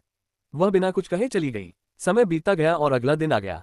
सैम परीक्षण स्थल पर पहुंचा। अब तक ऐसा कोई भी व्यक्ति नहीं है जो उसके बारे में न जानता हो। हर कोई जानता था कि वह कौन है और वे सभी जानते थे कि वह क्या करने में सक्षम है। वे उससे बहुत अलग हैं। बेशक कुछ अभिमानी लोग हैं जो अभी भी उससे निपटना चाहते हैं, लेकिन सैम ने कोई ध्यान नहीं दिया। सामान्य परिचय के बाद सैम परीक्षण स्थल पर गया। इस बार परीक्षण बहुत अधिक रोचक है, क्योंकि यह एक मुक्त लड़ाई है। बेशक कुछ प्रतिबंध हैं। मूल रूप से कोई भी व्यक्ति इधर उधर जा सकता है और किसी से भी लड़ सकता है, लेकिन जब दो लोग एक दूसरे से भिड़ते हैं तो उनके चारों ओर एक संरचना बन जाती है और वे किसी भी अन्य हस्तक्षेप से अलग हो जाते हैं। उनमें से केवल एक ही जीवित बचेगा और दूसरा या तो पराजित हो जाएगा या मारा जाएगा। सैम ने इस परीक्षण में कोई जल्दबाजी नहीं की। वह हवा में उड़ता था और एक खास दिशा में इत्मीनान से आगे बढ़ता था। जब भी उसे कोई उम्मीदवार दिखता था, वह नीचे उतर जाता था और लड़ाई शुरू कर देता था। बाधा पूरी तरह बनने से पहले ही वह लड़ाई खत्म कर देता था। यह अधिकतम 3 हिट के साथ समाप्त हुआ। परीक्षण आसान है। सैम ने अनुमान लगाया कि इस क्षेत्र में बाकी खिलाड़ियों के लिए भी समय आसान होगा। कोई भी साथी उनका प्रतिस्पर्धी नहीं है। कई उम्मीदवार जो पहले से ही सैम पर ध्यान केंद्रित कर रहे थे, अब दोबारा सोच रहे हैं। अगर उनके पास एक साथ मिलकर काम करने का विकल्प होता तो उनके पास बेहतर मौका होता। व्यक्तिगत रूप से उनकी वर्तमान स्थिति में उन्हें ऐसा होता नहीं दिखता, लेकिन उनमें से एक समूह, जिसका नेतृत्व एक सीड उम्मीदवार कर रहा था, ने फिर भी अपना भाग्य आजमाने का निर्णय लिया। आखिरकार सैम जनता का दुश्मन नंबर 1 है, इसलिए अगर वे वास्तव में उसे हरा देते हैं तो इससे उन्हें बहुत बड़ी दौलत मिलेगी। वे अपने साथियों के बीच हीरो बन जाएंगे और निश्चित रूप से समूह का नेता स्पष्ट रूप से उस गौरव को चाहता है। इसलिए 1 दर्जन से अधिक लड़ाइयां लड़ने के बाद सैम ने अपनी योजना को क्रियान्वित करने का निर्णय लिया। उसने सैम के साथ उसके रास्ते पर नजर रखी और उनके साथ मिलकर कुछ तैयारियां की। कुछ देर बाद समूह ने सैम का रास्ता रोक दिया। सैम ने उनकी ओर देखा और कहा, मैं वास्तव में आप सभी से मुकाबला करना चाहता हूं, लेकिन प्रतियोगिता में समूह में लड़ाई को बढ़ावा नहीं दिया जाता। हालांकि यह वास्तव में आकर्षक है। समूह के नेता ने सैम के तानों पर ध्यान नहीं दिया, बल्कि उसने अपने अनुचर को आगे भेजने से पहले उसे कुछ दिया। मैंने जो कहा था उसे याद रखो। बस योजना पर कायम रहो, कुछ भी अनावश्यक मत करो। इन निर्देशों के साथ समूह के बाकी लोग थोड़ा पीछे हट गए। सैम भी इस बात को लेकर थोड़ा उत्सुक है कि यह योजना क्या हो सकती है। हालांकि उसे यह जानने के लिए ज्यादा इंतजार नहीं करना पड़ा। सैम से अपेक्षाकृत दूर खड़े पहले व्यक्ति ने उसकी ओर टोकन का एक गुच्छा फेंका। भले ही वे टोकन की तरह दिख रहे थे, लेकिन वे वास्तव में बहुत छोटे फॉर्मेशन डिस्क थे। वे सैम के चारों ओर विभिन्न स्थानों पर उतरे और एक फॉर्मेशन नेट बनाया। बिजली गिरी और उसके चारों ओर जाल बन गया। इसे सैम पर उस आदमी का हमला माना जाता है। अब सैम और उस आदमी के बीच का क्षेत्र, जो काफी बड़ा है, उसे युद्ध क्षेत्र माना जाता है। उस आदमी ने दर्जनों फॉर्मेशन डिस्क निकाली और उन्हें फेंकना शुरू कर दिया। ऐसा करते समय वह इस बात को लेकर बहुत सतर्क था कि सैम क्या कर सकता है। वह नहीं चाहता था कि यह सब करते समय सैम उसकी पिटाई करे, लेकिन सैम ने हिलने की भी जहमत नहीं उठाई। उन्होंने देखा कि कैसे नए बिजली के तार गठन डिस्क से प्रकट हो रहे हैं। वे मौजूदा बिजली के जाल से जुड़ रहे हैं और जाल आगे बढ़ रहा है। सैम को देखकर, जिसने कोई कदम नहीं उठाया, बैरियर के बाहर मौजूद भीड़ थोड़ी हैरान हो रही थी। उन्हें उसकी हरकत का तरीका समझ में नहीं आया। अगर वे उसकी जगह होते तो वे तुरंत ही विरोधी पर हमला करके फैलते हुए जाल को रोक देते। वे कम से कम इतने मूर्ख तो नहीं है कि यह सोचे कि सैम वहां खड़ा खड़ा स्तब्ध है। दूसरी ओर बैरियर के भीतर मौजूद प्रतिद्वंद्वी को थोड़ा आत्मविश्वास मिला। उसने गति बढ़ा दी और अपनी पीठ देखना बंद कर दिया। उसका बचाव बेहद ढीला है। उसने सभी डिस्क लगा दी और लाइटनिंग नेट तैयार हो गया। सैम ने अपना हाथ आगे बढ़ाया और हैरान रह गया कि बिजली ने उसके शरीर पर कैसे हमला किया। ऐसा लगता है कि बिजली की अपनी चेतना है। उसने उसके मेरिडियन और मांसपेशियों पर हमला करके उसे लकवाग्रस्त करने की कोशिश की और बिजली का घनत्व बहुत अधिक था। सैम को पीछे हटते देखकर प्रतिद्वंद्वी को और भी आत्मविश्वास महसूस हुआ। उसने अपने शरीर पर एक विशेष टोकन लगाया जिससे वह नेट के पार जा सके और बिजली से प्रभावित न हो। उसने आगे बढ़कर सैम पर मध्यम दूरी के हमलों से हमला करना शुरू कर दिया। सैम के पास घूमने के लिए ज्यादा जगह नहीं थी। अगर वह नेट से प्रभावित होने वाला था तो उसे लगभग स्थिर खड़े होकर हमलों को रोकना होगा। तो उसने ठीक वैसा ही किया। उसने आने वाले हमलों को रोकने के लिए अपने हाथों का इस्तेमाल किया। लेकिन दूसरा पक्ष सिर्फ सैम को वहां तक सीमित नहीं रखना चाहता था। वह सैम की सहनशक्ति को कम करने के लिए नेट का इस्तेमाल करना चाहता था। उन्होंने सैम को आगे बढ़ने से रोकने के लिए विभिन्न दिशाओं से प्रक्षेप्य बिजली के हमले करने के लिए संरचना डिस्क का उपयोग किया, लेकिन सैम ने ऐसा नहीं किया। हैरानी की बात यह है कि उसने कुछ हमलों को सीधे झेला, बजाय इसके कि वह आगे बढ़े। इससे पता चलता है कि वह कितना अडिग है। इससे विरोधी थोड़ा क्रोधित और निराश हो गया। उसने कुछ और हमले तेज गति से करने की कोशिश की, लेकिन सैम फिर भी उन सभी को रोकने में कामयाब रहा। बाहर से देख रहा नेता भी थोड़ा हैरान है। योजना यह है कि जब सैम के पास जाल से बलपूर्वक दूर जाने के अलावा कोई और विकल्प नहीं होगा तो बिजली के कारण उसे थकान और मांसपेशियों में लकवा मार जाएगा। लेकिन वह ऐसा नहीं कर रहा है। फिर भी वह चाहता था कि उसका नौकर योजना पर कायम रहे। समस्या ये थी कि नौकर के दिमाग में बिल्कुल अलग ही विचार था। वह अपनी किस्मत आजमाना चाहता था और सैम को हराने का जुआ खेलना चाहता था। इसलिए उसने एक चाल चली। उसने अपने और सैम के बीच की दूरी कम कर दी और सैम को जाल में फंसाना चाहा। चूंकि वह इससे प्रभावित नहीं होगा इसलिए वह उससे निपटने में सक्षम होगा। लेकिन उसे आश्चर्य हुआ कि जैसे ही उसने ये कदम उठाया उसकी छाती पर लगा टोकन निष्क्रिय हो गया। वह जाल में फंस गया और उसका शरीर हिलना बंद हो गया। उसे ऐसा लगा जैसे उसकी मांसपेशियां रेशे रेशे फाड़ी जा रही हो। सैम ने यह देखा और आह भरी। उसने अपना हाथ हिलाया और बच्चा लगभग मरणासन अवस्था में पहुंच गया। उसकी हार निश्चित हो गई और बच्चे को बाहर निकालने से पहले ही अवरोध हट गया। हालांकि अगला अभी भी वही था। सैम ने समूह के नेता की ओर देखा। ऐसी आकस्मिकता रखना, तुम वाकई कुछ हो। तुम्हें अपने माताहतों पर भी भरोसा नहीं है। जब स्पष्ट लाभ होता है तो वही अधीनस्थ मुझे धोखा देने से पीछे नहीं हटते। मैं उन पर इतनी आसानी से कैसे भरोसा कर सकता हूँ? उन्होंने सीधे उत्तर दिया। सैम ने बाकी अधीनस्थों की ओर देखा जिनके हाव भाव थोड़े बदल गए थे। उसने निराशा में अपना सिर हिलाया। आपका नाम अल्रिक है ना? एक वरीयता प्राप्त उम्मीदवार जो अनुशंसित बच्चों के बराबर है। तो तुम मुझे जानते हो। तुमने अपना शोध ठीक से किया होगा। काश मैं तुम्हें नहीं जानता होता। तुम जैसों को याद करने में ही मेरी याददाश्त बर्बाद हो रही है। तुमने तो मेरे लिए पूरी परीक्षा का मजा ही छीन लिया। इसलिए आगे जो भी होगा वह पूरी तरह से तुम पर निर्भर है। तुम क्या करने जा रहे हो? तुम बिजली के जाल में फंस गए हो। यह एक विशेष जाल है जिसे इस अकादमी के अब तक के सबसे महान फॉर्मेशन मास्टर्स में से एक ने डिजाइन किया है। यह एक कमजोर संस्करण हो सकता है लेकिन तुम जैसे लोग इसे क्रूर बल से नहीं हरा सकते। और जब तक मैं फॉर्मेशन के कंट्रोलिंग कोर पर कब्जा रखता हूं तब तक तुम वहां फंसे रहोगे। मैं तुम्हें धीरे धीरे थका दूंगा और हरा दूंगा। बहुत बढ़िया योजना है, लेकिन मैं यही बात उन सभी लोगों के लिए कहता रहा हूं जिन्होंने अब तक सभी प्रवेश परीक्षाओं में मुझसे निपटने के लिए इस तरह की योजनाएं बनाई हैं। मैं ये बात आपसे भी कहने जा रहा हूं। यह क्या है? अपने दुश्मन को पहचानो, तुम नौसिखिए। जैसे ही उसने अपनी बात पूरी की उसका शरीर चांदी का हो गया। आंशिक बिजली सम्लन सक्रिय हो गया। उसके शरीर से चांदी के बिजली के सांप निकले और बिजली के जाल पर हमला कर दिया। जाल की नीली बिजली तुरंत चांदी में बदल गई। पूरा जाल सैम का हो गया। उन्होंने हैरान विरोधियों की ओर देखा और कहा, जैसा कि मैंने पहले कहा, वर्तमान स्थिति पूरी तरह से आपके कारण है। मुझे विश्वास नहीं हो रहा है कि मैं एक ऐसी अकादमी में खेलकर समय बर्बाद कर रहा हूं जो आप जैसे लोगों को वरीयता प्राप्त उम्मीदवार मानती है। जैसे ही उसने वह लाइन पूरी की, जाल ने अजीब तरह से प्रतिक्रिया की। बिजली की अधिक से अधिक लड़ियां और रस्सियां निकलने लगीं। जाल द्वारा कवर किया गया क्षेत्र तेजी से बढ़ने लगा। जब समूह के किसी एक गुर्गे ने नए जाल की सीमा में प्रवेश किया तो अवरोध तुरंत सक्रिय हो गया। सैम और उसके अलावा बाकी सभी लोग पीछे हट गए। सैम को कोई भी चाल चलने की जरूरत नहीं पड़ी। जाल ने उस आदमी को उलझा दिया और उसे हरा दिया। अवरोध हट गया और जैसे जैसे वह आगे बढ़ा उसने एक और आदमी को पकड़ लिया। समूह के नेता अल्रिक ने तुरंत अपना कदम बढ़ाया लेकिन उसका हमला बैरियर पर जा गिरा। सैम ने आगे बढ़ने से पहले ही दूसरे प्रतिद्वंद्वी को नेट से स्वचालित रूप से समाप्त कर दिया। बस इसी तरह सैम की जीत का सिलसिला शुरू हो गया। एकमात्र समस्या यह है कि बिजली का जाल मारने के लिए नहीं बनाया गया है बल्कि मांसपेशियों को नष्ट करके प्रतिद्वंद्वी को हराने के लिए बनाया गया है। सैम को इसके साथ पूरी तरह से मौत हासिल करने के लिए उसे गति पर समझौता करना होगा। लेकिन अभी तो वह इस परीक्षा का मजाक उड़ाने की फिराक में है। बिजली फैलती ही रही। सैम को विरोधियों की तरह किसी और फॉर्मेशन डिस्क की जरूरत नहीं थी। वह ऊर्जा को एक नोड में संघनित कर रहा था और उसने जाल को तेजी से बढ़ाया। और जाल में फंसने वाला हर कमजोर व्यक्ति जाल से आसानी से हार गया। बेशक ऐसे लोग भी हैं जो इस जाल से बचाव करने के लिए काफी मजबूत हैं। उदाहरण के लिए अल्रिक जैसे लोग। जब अल्रिक आखिरकार जाल में फंस गया तो उसके और सैम के चारों ओर एक अवरोध बन गया जिसने उन दोनों को रोक लिया। जाल का विस्तार भी कुछ समय के लिए रोक दिया गया। अल्रिक ने सैम को ठंडे नजरों से देखा और अपनी तलवार खींच ली। तुम्हारी चालें यहीं खत्म होती हैं। चालें। सैम हंसा और उसका शरीर बिजली की चमक में गायब हो गया। अगले ही पल वह बिजली के जाल से होते हुए अल्रिक के ठीक सामने आ गया। सैम ने उसका गला पकड़ लिया और कहा, मेरी योग्यता पर टिप्पणी मत करो। ये लगभग अपमान जैसा लगता है। सिर्फ एक ही सही प्रहार से अल्रिक हार गया। मरने से पहले उसके शरीर पर एक टोकन सक्रिय हो गया और उसकी जान बच गई, इससे पहले कि परीक्षण स्थल का निर्माण उसे ले जाए।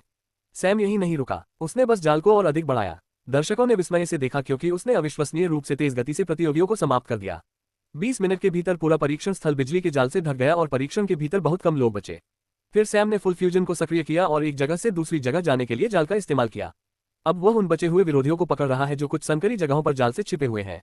ज़ीउस अकादमी के बुजुर्ग लोग इस पूरे तमाशे को देख रहे थे। उन्होंने क्रोध में अपनी मुट्ठियां भींच ली और उनमें से एक ने तो सैम को वहीं मार डालने का सुझाव भी दे दिया। लेकिन जाहिर है अन्य वरिष्ठों ने इस पर सहमति नहीं जताई। परीक्षण का प्रभारी व्यक्ति डीन के पास गया जो पूरे अकादमी का प्रभारी है और उसे स्थिति की जानकारी दी। डीन जो पहले से ही स्थिति पर नजर रख रहे हैं, निर्देश देने के लिए तैयार हैं। बुजुर्ग वापस गए और उन्होंने संरचना में कुछ बदलाव किया। सैम जो अगले लक्ष्य को हराने के लिए तैयार था, अचानक उसे लगा कि कोई उसे खींच रहा है। बिजली का जाल एक पल में गायब हो गया। सैम अपने फ्यूजन रूप में परीक्षण स्थल के बाहर पहुंचा और हमला करने के लिए तैयार हो गया। बड़े ने उसे एक बाड़े के भीतर रोक लिया और कहा, आपने परीक्षा पास कर ली है, आपको प्रथम स्थान दिया जाएगा। लेकिन हम बाकी छात्रों को अपनी प्रतिभा दिखाने का अवसर दिए बिना नहीं जाने दे सकते। हम आपके बिना ही परीक्षण पुनः शुरू करने जा रहे हैं। लेकिन जैसा कि मैंने कहा, आपको प्रथम स्थान दिया जाएगा। आप बैठ सकते हैं और इस परीक्षा के समाप्त होने तक प्रतीक्षा कर सकते हैं। इसके बाद सैम को दर्शक क्षेत्र में ले जाया गया, जहां सभी अनुशंसित छात्र बैठे थे जो नए नए शामिल हुए थे। पल और रेन भी वहां हैं, उनके अलावा कई अपरिचित चेहरे भी हैं। वहां कोई खाली सीट नहीं थी, लेकिन एक परिचारक ने एक सीट लाकर पल के निर्देश पर उसके ठीक बगल में रख दी। तो तुमने क्या निर्णय लिया? क्या तुम ज़ीउस अकादमी में शामिल होने जा रहे हो? अभी तो इसमें कोई खास दिलचस्पी नहीं है। ये टेस्ट बाकी टेस्ट से कहीं ज्यादा घटिया है। नहीं, आपने इसे अन्य की तुलना में घटिया बना दिया है और मुझे लगता है कि यह एक जानबूझकर किया गया उपाय है। लेकिन आप जानते हैं कि ऐसा करने के क्या परिणाम होंगे, चाहे वह कुछ भी हो। मुझे यकीन है कि यह ऐसा कुछ नहीं है जिसे मैं संभाल नहीं सकता। क्या आप रोमांच के शौकीन हैं या कुछ और? आप जोखिम भरे जीवन में इतना क्यों जीना चाहते हैं? मुझे कोई दूसरा रास्ता नहीं मालूम। मेरा आराम किनारे पर ही है। वैसे भी तुम इतनी चिंता क्यों करते हो? मैं एक प्रतिभाशाली व्यक्ति को इस तरह खुद को बर्बाद होते नहीं देख सकता। मैं पहले ही अपने बहुत करीब से एक ऐसा व्यक्ति देख चुका हूं। मैं इसे और अधिक नहीं देख सकता। सैम ने बस अपना सिर हिलाया और बातचीत में कोई दिलचस्पी नहीं दिखाई। समय तेजी से बीत गया। पल की मौजूदगी के कारण अन्य अनुशंसित उम्मीदवारों में से किसी ने भी उसे परेशान नहीं किया। इस अकादमी में तुम्हारा बहुत प्रभाव है। हर कोई तुमसे बहुत डरता है। बेशक, तो फिर तुम अकादमी में क्यों नहीं शामिल हो जाते? कोई भी सीनियर तुम्हें परेशान नहीं करेगा। वे अब मुझे परेशान नहीं कर रहे हैं और मुझे बहुत संदेह है कि वे ऐसा कर पाएंगे। वे अधिक परेशान करने वाले हैं। मुझे नहीं पता कि आप ईमानदार हैं या डींगे मार रहे हैं। किसी भी तरह से आप बहुत बड़ी मुसीबत में पड़ने वाले हैं। इससे आपकी अकादमी में और अधिक अराजकता फैल जाएगी। दूसरा टेस्ट जल्दी ही खत्म हो गया और सैम जाने के लिए तैयार हो गया, लेकिन पल ने उसे रोक दिया। वे अभी घोषणा नहीं करने जा रहे हैं। उससे पहले एक छोटी सी घोषणा होगी और अभी एक कार्यक्रम है। किस तरह का आयोजन? एक नृत्य कार्यक्रम। जैसे ही उसने यह बात कही, जैड मंच के बीच में आ गई और गाना गाते हुए नाचने लगी। उसका नृत्य सुंदर और आकर्षक था। वह एक अविश्वसनीय नर्तकी थी और आसपास की आध्यात्मिक ऊर्जा ने उसके नृत्य पर प्रतिक्रिया व्यक्त की। लेकिन उनकी गायकी उतनी अच्छी नहीं है। इसे सैम के सामने आए कई गायकों से बेहतर और सभ्य माना जाता है, लेकिन यह उनके नृत्य कौशल की तुलना में फीका है। लेकिन फिर भी हर कोई उनकी आवाज और नृत्य की ओर आकर्षित होता है, क्योंकि वह एक भावना व्यक्त कर रही होती है। उदासी, अकेलापन, हृदय विदारक और विषादपूर्ण एक बहुत ही प्रबल भावना। वह प्रेम में है, सैम ने बहुत धीमी आवाज में कहा। जब वह आगे बढ़ रही थी तो उसकी आंखें उस पर टिकी हुई थीं। पल ने अपनी मुठ्ठियां भींच लीं और लगभग फुसफुसाते हुए कहा, दुर्भाग्य से हाँ। सैम ने चारों ओर देखा और सभी विशेष उम्मीदवार छात्रों के साथ साथ प्रवेश परीक्षा के शीर्ष रैंकर्स को भी देखा। वे सभी जैड को देख रहे थे। सैम को यह अजीब लगा और उसने पल से पूछा, क्या हो रहा है? हम मेरी बहन जैड के लिए दूल्हा ढूंढ रहे हैं और वह परिचय के तौर पर नाच रही है। क्यों? क्या तुम्हें दिलचस्पी है? ऐसा लग रहा है कि आपकी बहन इसमें बिल्कुल भी दिलचस्पी नहीं ले रही है। उसे इस तरह मजबूर करने की क्या जरूरत है? यह आवश्यक है। यदि नहीं तो वह किसी ऐसे चूहे के साथ भाग जाएगी जिसका कोई भविष्य या सहारा नहीं है। तो जब तक वह इन उच्च कुल के प्रतिभावान लोगों में से किसी से विवाह कर ले तब तक सब ठीक है। मुझे नहीं चाहिए कि वे उच्च कुल में जन्मे हो। उनमें क्षमता, प्रतिभा और भविष्य होना चाहिए। लेकिन जिस लड़के को वह चाहती थी उसके पास ऐसा कुछ भी नहीं है। वह उसकी रक्षा नहीं कर सकता। हालांकि वह खुद भी काफी मजबूत लग रही थी। वह इतनी प्रतिभाशाली है कि वह काफी मजबूत है, लेकिन उसमें पर्याप्त इच्छाशक्ति नहीं है। हाँ, मैंने कई लोगों को पार किया है, पूरी तरह से साधना वाले नीच नश्वर शब्दों से लेकर दिव्य विमान साधकों द्वारा शासित स्थानों तक, लेकिन ये सब नहीं बदला है। यदि आप इतने शक्तिशाली हैं तो क्या आप ऐसा जीवन प्रदान नहीं कर सकते जहां आपकी बहन आराम कर सके? तो फिर इतनी सारी शक्ति रखने का क्या मतलब है? ये सरासर बेवकूफी है। मैं अब ये बकवास शो नहीं देखना चाहता। अपनी अकादमी के लोगों से कहो कि मेरा इनाम सराय में भेज दे। मैं वैसे भी इस स्कूल में शामिल नहीं हो रहा हूँ। सैम खड़ा हुआ और चलने से पहले अपने हाथ जेबों में डाल लिए। पल का चेहरा थोड़ा काला पड़ गया। उसे समझ नहीं आ रहा था कि सैम की बातों पर क्या कहे। उसके पिता के पास वाकई इतनी ताकत थी कि वे उन्हें अपनी मर्जी से जीने दे सकते थे, लेकिन वह और अधिक ताकत के लिए इतना लालची था कि उसे पाने के लिए वह किसी भी हद तक जा सकता था। और इस वजह से उसके दिल में इतनी भावना नहीं बची कि वह अपनी बेटियों को आराम की जिंदगी जीने दे। उनके काम उसकी महिमा के प्रतीक हैं और उनकी शादियां इसका हिस्सा हैं। सैम अकादमी के गेट की ओर चला गया जबकि सबका ध्यान जैड पर था। जब वह प्रवेश द्वार की ओर बढ़ा तो एक बूढ़ा आदमी अपने हाथों को पीछे करके खड़ा था। उसने सीढ़ियों के नीचे देखा जहां कुछ सुरक्षाकर्मी एक और आदमी को पकड़कर खड़े थे। बूढ़े आदमी ने सैम को देखा और बोला, मैंने सोचा था कि तुम जल्दी चले जाओगे। खैर, मैं अब इस तमाशे में भाग नहीं ले सकता। मैंने अनुमान लगाया, आपके चरित्र के बारे में जो जानकारी है उसके आधार पर आपको लगता होगा कि ये राजनीतिक हथकंडे आपके स्तर से नीचे हैं। सैम ने भौहें उठाई और उसकी ओर देखा। तुम मुझे जानते हो? हाँ, हमारे भगवान ज़ीउस ने मुझे तुम्हारे बारे में चेतावनी दी थी। तो आप कर रहे हैं? ज़ीउस अकादमी के डीन, भगवान ने कहा था कि तुम आओगे और कुछ करतब दिखाओगे, तो आपको अपने छात्रों को चेतावनी देनी चाहिए थी। अपनी कम तैयारी के कारण उन्हें बहुत अधिक कष्ट सहना पड़ा। मुझे इसके खिलाफ सख्त आदेश थे। आप कुछ देवताओं की इच्छा से यहाँ हैं और मुझे उनकी सामूहिक इच्छा का उल्लंघन करने का कोई अधिकार नहीं है। जरूर, फिर तो आप जानते ही हैं कि मैं आपकी अकादमी में शामिल नहीं होऊंगा। फिर आप अपने ऊपर ऐसी त्रासदी क्यों आने दे रहे हैं? एक छात्र के रूप में प्रवेश परीक्षा देना आपका अधिकार है। मैं भगवान से प्राप्त व्यक्तिगत जानकारी के कारण इसे रोक नहीं सकता। सैम ने सीढ़ियों के नीचे की ओर देखा और पूछा, तो फिर उस लड़के को क्यों रोका जा रहा है? क्या उसे परीक्षा के लिए देर हो गई है? नहीं, वह परीक्षा के लिए यहाँ नहीं आया है। वह मेरी भतीजी के लिए आया है। आपकी भांजी, जैद, वह जो अभी नाच रही थी। सैम को एहसास हुआ, अब उसे समझ में आया कि पल का इतना प्रभाव क्यों है। तो, मैं मान रहा हूँ कि आप उनके पिता के भाई हैं। हाँ, कोई आश्चर्य नहीं कि पल उन वादों को पूरा करने में इतना आश्वस्त है। क्या आप भी अपने भाई के समान विश्वास रखते हैं? इससे कोई फर्क नहीं पड़ता कि मैं क्या विश्वास रखती हूँ, लेकिन मैं अपनी मान्यताओं को उनकी बेटियों पर नहीं थोप सकती। यह मेरे अधिकार में नहीं है। ये कहने का एक और तरीका है कि आप अपनी भतीजी की दुर्दशा से खुद को परेशान नहीं करना चाहते। इतने सालों में आपने जो अनुभव प्राप्त किया है, उसका क्या मतलब है? जितना अधिक मैं यहाँ रहता हूँ, उतना ही मुझे घृणा होती है। कृपया मेरा इनाम सराय में भेज दें। मैं चला जाता हूँ। इसके अलावा अपने बड़ों और प्रशिक्षकों को मेरे मानद छात्र दर्जे के बारे में बताएं। मैं इसका बहुत अच्छे से उपयोग करूंगा। सैम धीरे धीरे सीढ़ियों से नीचे चला गया। सैम धीरे धीरे सीढ़ियों से नीचे चला गया। उसने देखा कि युवक बलपूर्वक संघर्ष कर रहा था। पहरेदार उससे कहीं ज्यादा ताकतवर है और अगर वे काफी ताकतवर होते तो वे गलती से उसे मार सकते थे, लेकिन ऐसा लगता है कि उन्हें अपनी ताकत पर नियंत्रण रखने के लिए कहा गया था। नीचे जाने से पहले वह एक क्षण के लिए डीन की ओर देखने के लिए मुड़ा। युवक हताश अवस्था में है। वह गार्डों पर चिल्ला रहा है। उनसे उसे जाने देने के लिए कह रहा है। गार्डों ने डीन की ओर आश्चर्य से देखा। डीन ने आह भरी और सिर हिलाया। एक गार्ड ने युवक की टांगे तोड़ने से पहले अपने दांत भींच लिए। युवक दर्द से चिल्लाया भी नहीं। उसने बस अपने हाथों का इस्तेमाल करके ऊपर चढ़ने की कोशिश की। मुझे जाने दो, मुझे बस एक बार जाने दो, कृपया मुझे जाने दो। उसकी आवाज क्रोध और निराशा से भरी है। सैम ने अपने साधना स्तर को देखा। वह अभी सूक्ष्म जगत में है। अभी वह अपने शिखर पर भी नहीं है। वह अभी अंतिम चरण में है। उसे ये देखकर आश्चर्य हुआ। इस क्षेत्र के इस हिस्से में उस स्तर के बहुत कम लोग हैं। उन लोगों को छोड़कर जो परिचारक और नौकर के रूप में काम करते हैं या जो सैम के सामने आए वेटर की तरह काम कर रहे हैं, व्यावहारिक रूप से अकादमियों के इतने करीब कोई नहीं है। जब सैम वहां पहुंचा और रुका तो गार्ड एक पल के लिए रुक गए। यहां तक कि युवक ने भी चिल्लाना बंद कर दिया और सैम की ओर देखा जो उसकी ओर गहरी नजरों से देख रहा था। सैम ने गार्ड की ओर देखा और कहा, मैं इसे यहीं से आगे ले जाऊंगा। वह परीक्षणों में बाधा नहीं डालेगा। आप उसे अकेला छोड़ सकते हैं। गार्डों ने एक दूसरे को देखा और फिर डीन की तरफ देखा, जिसने कोई प्रतिक्रिया नहीं दिखाई। वे थोड़ा पीछे हट गए। सैम ने उस युवक को देखा जिसके हाथ और पैर टूटे हुए थे। उसका चेहरा चोटिल था। उसके बाल बिखरे हुए थे। उसकी त्वचा पीली थी, लेकिन उसका शरीर थोड़ा खुरदुरा था। वह बहुत मोटा था, खासकर उसका ऊपरी शरीर मांसपेशियों से भरा हुआ था। कृपया मुझे जाने दो, कृपया मुझे एक बार ऊपर जाने दो। मुझे उससे मिलना है। मुझे जैद से मिलना है। मुझे उसे बताना है कि मैं इस दुनिया में सिर्फ उसके लिए आया हूँ। मुझे उसे बताना है कि मैं सुरक्षित हूँ। सैम चुपचाप उसकी ओर देखता रहा। युवक विनती करता रहा, लेकिन सैम के चेहरे पर कोई बदलाव नहीं आया। कुछ मिनट बाद वह नीचे झुका और युवक के सिर को छू लिया। जैसे ही उन्होंने अवलोकन क्षमता को सक्रिय किया, उनकी आध्यात्मिक ऊर्जा फैल गई। सैम ने युवक के शरीर के हर कोने की जांच की और युवक इसे महसूस कर सकता था। वह सैम की ऊर्जा को महसूस कर सकता था और बदले में दृष्टि उसके शरीर की हर कोशिका में प्रवेश कर रही थी। उसके मन में कुछ विचार कौन थे। उसकी पूरी जिंदगी में एक चीज है जिसने उसे हमेशा निराश किया है, उसकी प्रतिभा। वह बचपन से ही जैद का पीछा कर रहा है और तब से चाहे वह किसी भी मुश्किल परिस्थिति में क्यों न आया हो, उसकी प्रतिभा ही उसकी बाधा बन गई है। इससे कोई फर्क नहीं पड़ता कि उसने किससे मदद मांगी, उन्होंने उसकी प्रतिभा के कारण उसे अस्वीकार कर दिया और सबसे बुरी बात यह है कि उन्होंने जैद के पिता का पक्ष लेने के लिए उसे रोकने की पूरी कोशिश की। जब सैम ने उसके शरीर की जांच की तो उसने यही सोचा, एक और व्यक्ति जो उसकी प्रतिभा से विमुख है। उसकी आंखों से आंसू बहने लगे और वह आसमान की ओर देखने लगा।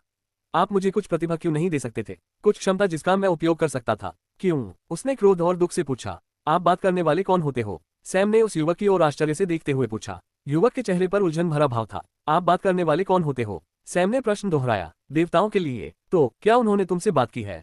कम से कम एक बार पहले? नहीं, तो फिर तुम उनसे बात क्यों कर रहे हो? क्या तुम सोचते हो कि अगर तुम बच्चों की तरह रोगे तो देवता तुम्हें जवाब देंगे? क्या मैं वास्तव में तुम्हें इतना पसंद नहीं करता? मुझे ऐसे लोग पसंद हैं जो अपनी इच्छा के पीछे अपनी सारी शक्ति लगाकर भागते हैं, लेकिन मुझे ऐसे लोग भी पसंद नहीं हैं जो अपनी योग्यता से अधिक पाने का प्रयास करते हैं। उस महिला के पास लाखों में एक प्रतिभा है। उसके पास असीमित धन है और उसका रुतबा इतना है कि इस दुनिया का हर आदमी उससे शादी करने के लिए एक मौका पाने के लिए एक ग्रह को तबाह कर देगा। उसे इस दुनिया में किसी को भी अपना साथी बनाने का पूरा अधिकार है, लेकिन आपको भी उसे उसी तरह चाहने का क्या अधिकार है? एक पल के लिए प्यार के बारे में भूल जाए, भले ही हालात बदल गए हों और आपने उससे शादी कर ली हो। क्या आपके पास उसके पति के रूप में अपनी स्थिति का बचाव करने का कोई साधन है? आप उसकी सबसे कमजोर कड़ी होंगे। वे सभी लोग जो अब तक उसके साथ कुछ नहीं कर पाए, तुम्हें बंधक बनाकर उसके साथ कुछ भी करने को तैयार हैं।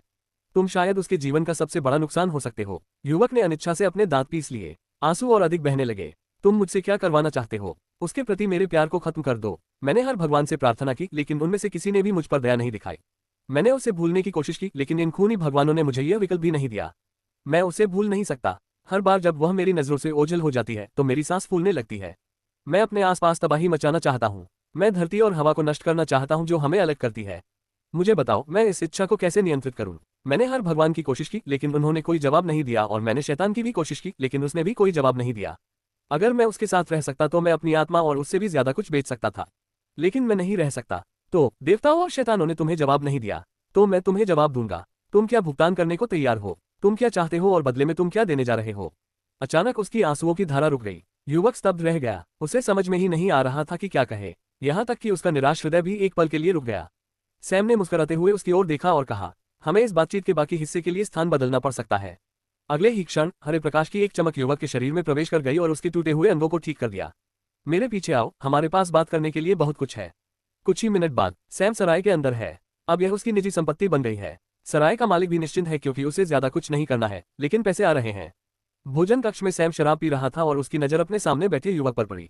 जब से तुम यहाँ आए हो तुम बहुत हताश हो और तुम किसी भी तिनके को पकड़ने के लिए तैयार हो। तो मुझे बताओ कि तुम्हें वास्तव में क्या चाहिए? मुझे उसके साथ रहना है, युवक ने बिना किसी रुकावट के तुरंत उत्तर दिया, और उसकी आवाज में दृढ़ विश्वास भरा हुआ था। सैम उसके लिए बिल्कुल अजनबी है और सैम ने उसे हर तरह के तथ्य बताकर उसका अपमान किया है। लेकिन किसी कारण से उसे लगा कि सैम ही वह व्यक्ति है जिस पर वह भरोसा कर सकता है। कम से कम उसे यकीन है कि सैम को उसके साथ विश्वासघात करने से कुछ हासिल नहीं होगा। अगर यह धोखा है तो उसे कुछ नहीं मिलेगा और वह अपना समय खो देगा। इसीलिए उसने सैम का अनुसरण करने का निर्णय लिया और चूंकि वह उसका अनुसरण कर रहा था, इसलिए उसने सोचा कि बेहतर होगा कि वह ईमानदार रहे और उत्तर दे दे। सैम उसके जवाब पर हंस पड़ा। तो तुम मुझसे क्या उम्मीद करते हो? ज़्यूस अकादमी में जाओ और उस लड़की को अपने पास ले आओ। युवक ने कोई जवाब नहीं दिया। सैम ने जो परिदृश्य बताया वह वाकई सुविधाजनक होगा, लेकिन वह जानता था कि यह असंभव है। इस क्षेत्र में कोई भी अकेला आदमी ऐसा कभी नहीं कर सकता। थोड़ी देर की खामोशी के बाद सैम ने फिर से बात की। मैं आपको वह अंतिम परिणाम नहीं दे सकता जो आप चाहते हैं, लेकिन मैं आपको ऐसी चीजें दे सकता हूं जो आपको वह परिणाम पाने में मदद करेगी। इसलिए मैं आपसे फिर पूछ रहा हूं, आपको क्या चाहिए? युवक गहरी सोच में डूब गया। सबसे पहले उसके दिमाग में ताकत का ख्याल आया, लेकिन उसे लगा कि सैम इसे अस्वीकार कर देगा, ये कहकर कि यह पर्याप्त सटीक नहीं है। फिर उसके दिमाग में प्रतिभा शब्द आया। उसने उस विचार को दूर भगाने के लिए अपना सिर हिलाया। आखिर कोई दूसरे व्यक्ति की प्रतिभा को कैसे बदल सकता है? केवल देवता ही ऐसा कर सकते हैं। लेकिन जब उसने इस बिंदु तक सोचा तो सैम फिर से बोला, अपने सीमित विश्व दृष्टिकोण के आधार पर अपने विचारों को सीमित मत करो। समझो कि किस बात ने तुम्हें उसके साथ रहने से रोका और मुझसे ठीक यही पूछो।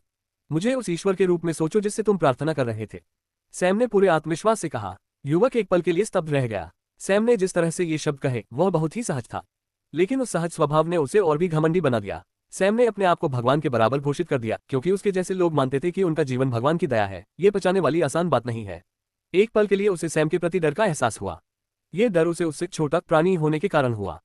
उसने घुटकी भरकर कांपती आवाज में उत्तर दिया, प्रतिभा, क्षमता, शक्ति और स्थिति। सैम ने मुस्कुराते हुए गिलास घुमाया और पूछा, मैं तुम्हें ये सब दूंगा, इसके लिए तुम क्या भुगतान करने को तैयार हो? जब तक मैं जैद के साथ रह सकती हूँ मैं कुछ भी भुगतान करने को तैयार हूँ। कुछ भी? ऐसे वादे मत करो जिन्हें तुम पूरा नहीं कर सकते। नहीं, मैं इसके लिए सचमुच कुछ भी देने को तैयार हूँ।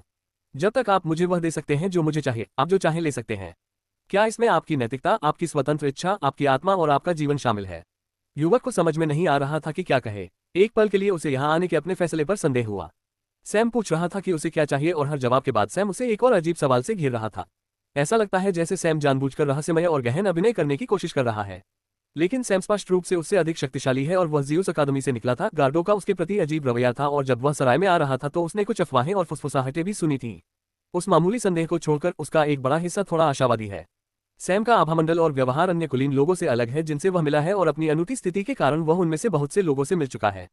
सैम ऐसा व्यवहार करता है मानो वह उसके लिए एक सुपर प्राणी है, लेकिन साथ ही उसे ऐसा लगता है कि वह उसे नीची नजर से नहीं देख रहा है। ये बहुत ही भ्रामक है और उस उलझन में युवक सैम द्वारा पूछे गए सवालों के बारे में सोचता रहा। नैतिकता, स्वतंत्र इच्छा, आत्मा और जीवन। वह हाँ कहने को ललचाता है। इस समय उसे जैद के अलावा किसी और चीज की जरूरत नहीं है।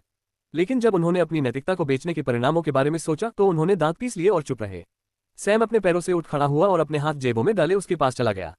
उसने बहुत फीकी मुस्कान के साथ उस युवक की ओर देखा। मुझे अच्छा लगा कि तुमने अपना संयम बनाए रखा। अगर तुमने तुरंत जवाब दिया होता तो मैं तुम्हें तुरंत बाहर निकाल देता। युवक को आश्चर्य हुआ, लेकिन सैम के बोलते रहने के कारण वह कुछ बोल नहीं सका। मैं तुम्हें वह दूंगा जो तुम्हें चाहिए। इतनी क्षमता और प्रतिभा की तुम्हारे पीछे पड़े युवा गुरु तुमसे ईर्ष्या करेंगे। जो लोग तुम्हारा तिरस्कार करते थे वे भी तुम्हारे जैसा बनना चाहेंगे। यहाँ तक कि अगर जैद के पिता भी आमने सामने आ जाएं, तो वे कभी नहीं कह पाएंगे कि तुम में प्रतिभा की कमी है और वे उस प्रतिभा का इस्तेमाल तुम्हें अस्वीकार करने के बहाने के रूप में कभी नहीं कर सकते। लेकिन इसके लिए मैं आपकी अटूट निष्ठा की मांग करता हूँ। जिस क्षण से तुम इसे स्वीकार करोगे और जिस क्षण से तुम अपनी मृत्यु को स्वीकार करोगे, तुम मेरे अधीनस्थ हो जाओगे। तुम मेरी इच्छा के अनुसार कार्य करोगे और मेरी आज्ञा का पालन करोगे।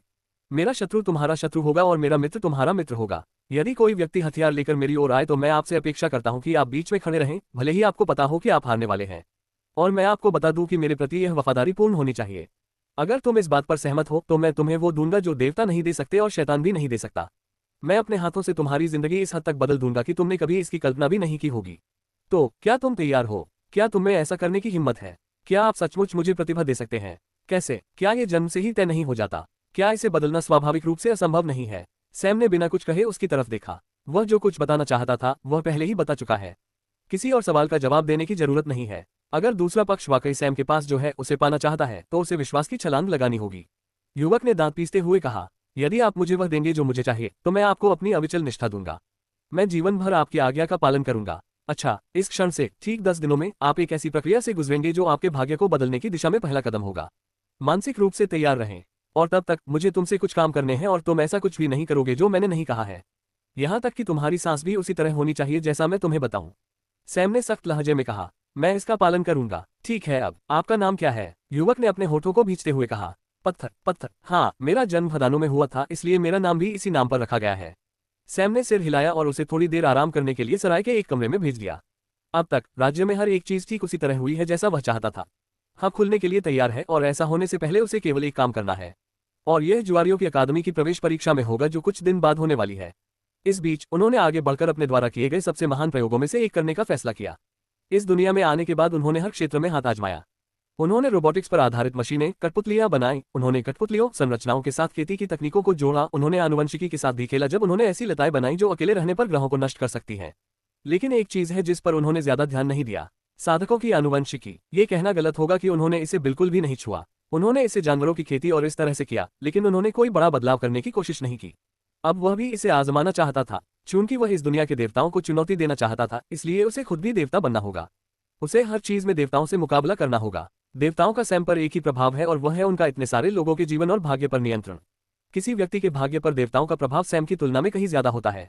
सैम किसी व्यक्ति के जीवन को नष्ट कर सकता था या सुधार सकता था, लेकिन देवता इसे इस हद तक बदल सकते थे कि ऐसा लगे कि यह प्राकृतिक नियमों के विरुद्ध है। और सैम अब वही करने जा रहा है। वह प्रकृति की इच्छा को झुकाएगा और कुछ बनाएगा और इन देवताओं को दिखाएगा कि उसके पास क्या है। और सौभाग्य से वह पहले से ही कुछ शोध में लगे हुए हैं जो उन्हें इस लक्ष्य को और अधिक तेजी से हासिल करने में मदद करेगा। सैम ने लाइकेंस, दिग्गजों और आकार बदलने वाले राक्षसों पर अपने शोध के परिणाम निकालने शुरू कर दिए। युद्ध अभियानों में से एक में जिन 3 प्रजातियों का उसने सामना किया था और जिन 3 प्रजातियों को उसने बहुत मारा था, इन तीनों में एक बात समान है, परिवर्तन। लाइकान जानवर प्रकार के मानव रूप में बदल जाते हैं, दिग्गजों का आकार बढ़ जाता है और आकार बदलने वाले राक्षस खैर आकार बदलते हैं। और ये सभी जन्मजात और आनुवंशिक हैं। जब सैम को पहली बार इन जीवों के बारे में पता चला तो वह आनुवंशिक अवधारणाओं को बहुत स्पष्ट रूप से समझना चाहता था। वह देखना चाहता था कि क्या वह इसके साथ कोई अनुप्रयोग पा सकता है। उसकी वैज्ञानिक जिज्ञासा ने उसे बहुत व्यापक शोध करने के लिए प्रेरित किया। हालांकि उन्होंने कभी भी अन्य जीवित प्रजातियों पर इसका प्रयोग करने के बारे में नहीं सोचा था। लेकिन जब वह स्टोन के सामने आया तो उसने अपना मन बदल लिया। हालांकि सैम ने कभी भगवान बनने और किसी पर उस शक्ति को पाने के बारे में नहीं सोचा था। अभी वह देवताओं के साथ युद्ध में है और एक चीज जिस पर ये देवता भरोसा कर रहे हैं वह है लोगों का उन पर विश्वास। स्टोन और ज़ेड जैसे लोग, चाहे उनकी सामाजिक स्थिति कुछ भी हो, इन देवताओं को सर्वोच्च सत्ता के रूप में मानते थे। भले ही उनका जीवन बर्बाद हो गया हो, भले ही जिन देवताओं की वे इतने लंबे समय से पूजा करते रहे हो उन्हें उनके अस्तित्व की परवाह भी ना हो, लेकिन लोगों में हमेशा उनके प्रति गहरी आस्था रही। अब जब सैम ने स्टोन को देखा तो उसे उस विश्वास को हिलाने का एक अवसर दिखाई दिया। इसने उन्हें एक जीवित प्राणी पर अपना शोध करने के लिए बाध्य किया। सैम ने सभी प्रयोगात्मक रिकॉर्ड ले लिए और एक साथ सिमुलेशन चलाते हुए कुछ गणनाएं करनी शुरू कर दी। उन्होंने स्टोन के शरीर के हर कोने की जांच की। यह पूर्णतः बकवास है। जैसा कि स्टोन ने पहले कहा था, उसमें प्रतिभा का एक अंश भी नहीं है। उसकी हड्डियों की संरचना, मांसपेशियों की संरचना, रक्तरेखा, अंग, आध्यात्मिक कोर, उसकी आत्मा की गुणवत्ता, सब कुछ औसत से भी कम है। उसकी मध्याह्न रेखाएं अत्यधिक काम कर रही हैं। स्टोन के बारे में एकमात्र अच्छी बात उसकी इच्छा शक्ति है। ज़ेड के लिए उसके प्यार और चाहत ने उसे एक पूर्ण पागल बना दिया और पागलों के बारे में एक अच्छी बात यह है कि उनकी इच्छा शक्ति उनके विश्वास के प्रति बहुत मजबूत होती है। केवल दृढ़ इच्छा शक्ति के बल पर ही वह अपनी सामान्यता की सीमाओं को पार करने में सफल रहा और अपने वर्तमान साधना स्तर तक पहुंच गया। यह असंभव होना चाहिए था, लेकिन उसने फिर भी ऐसा किया।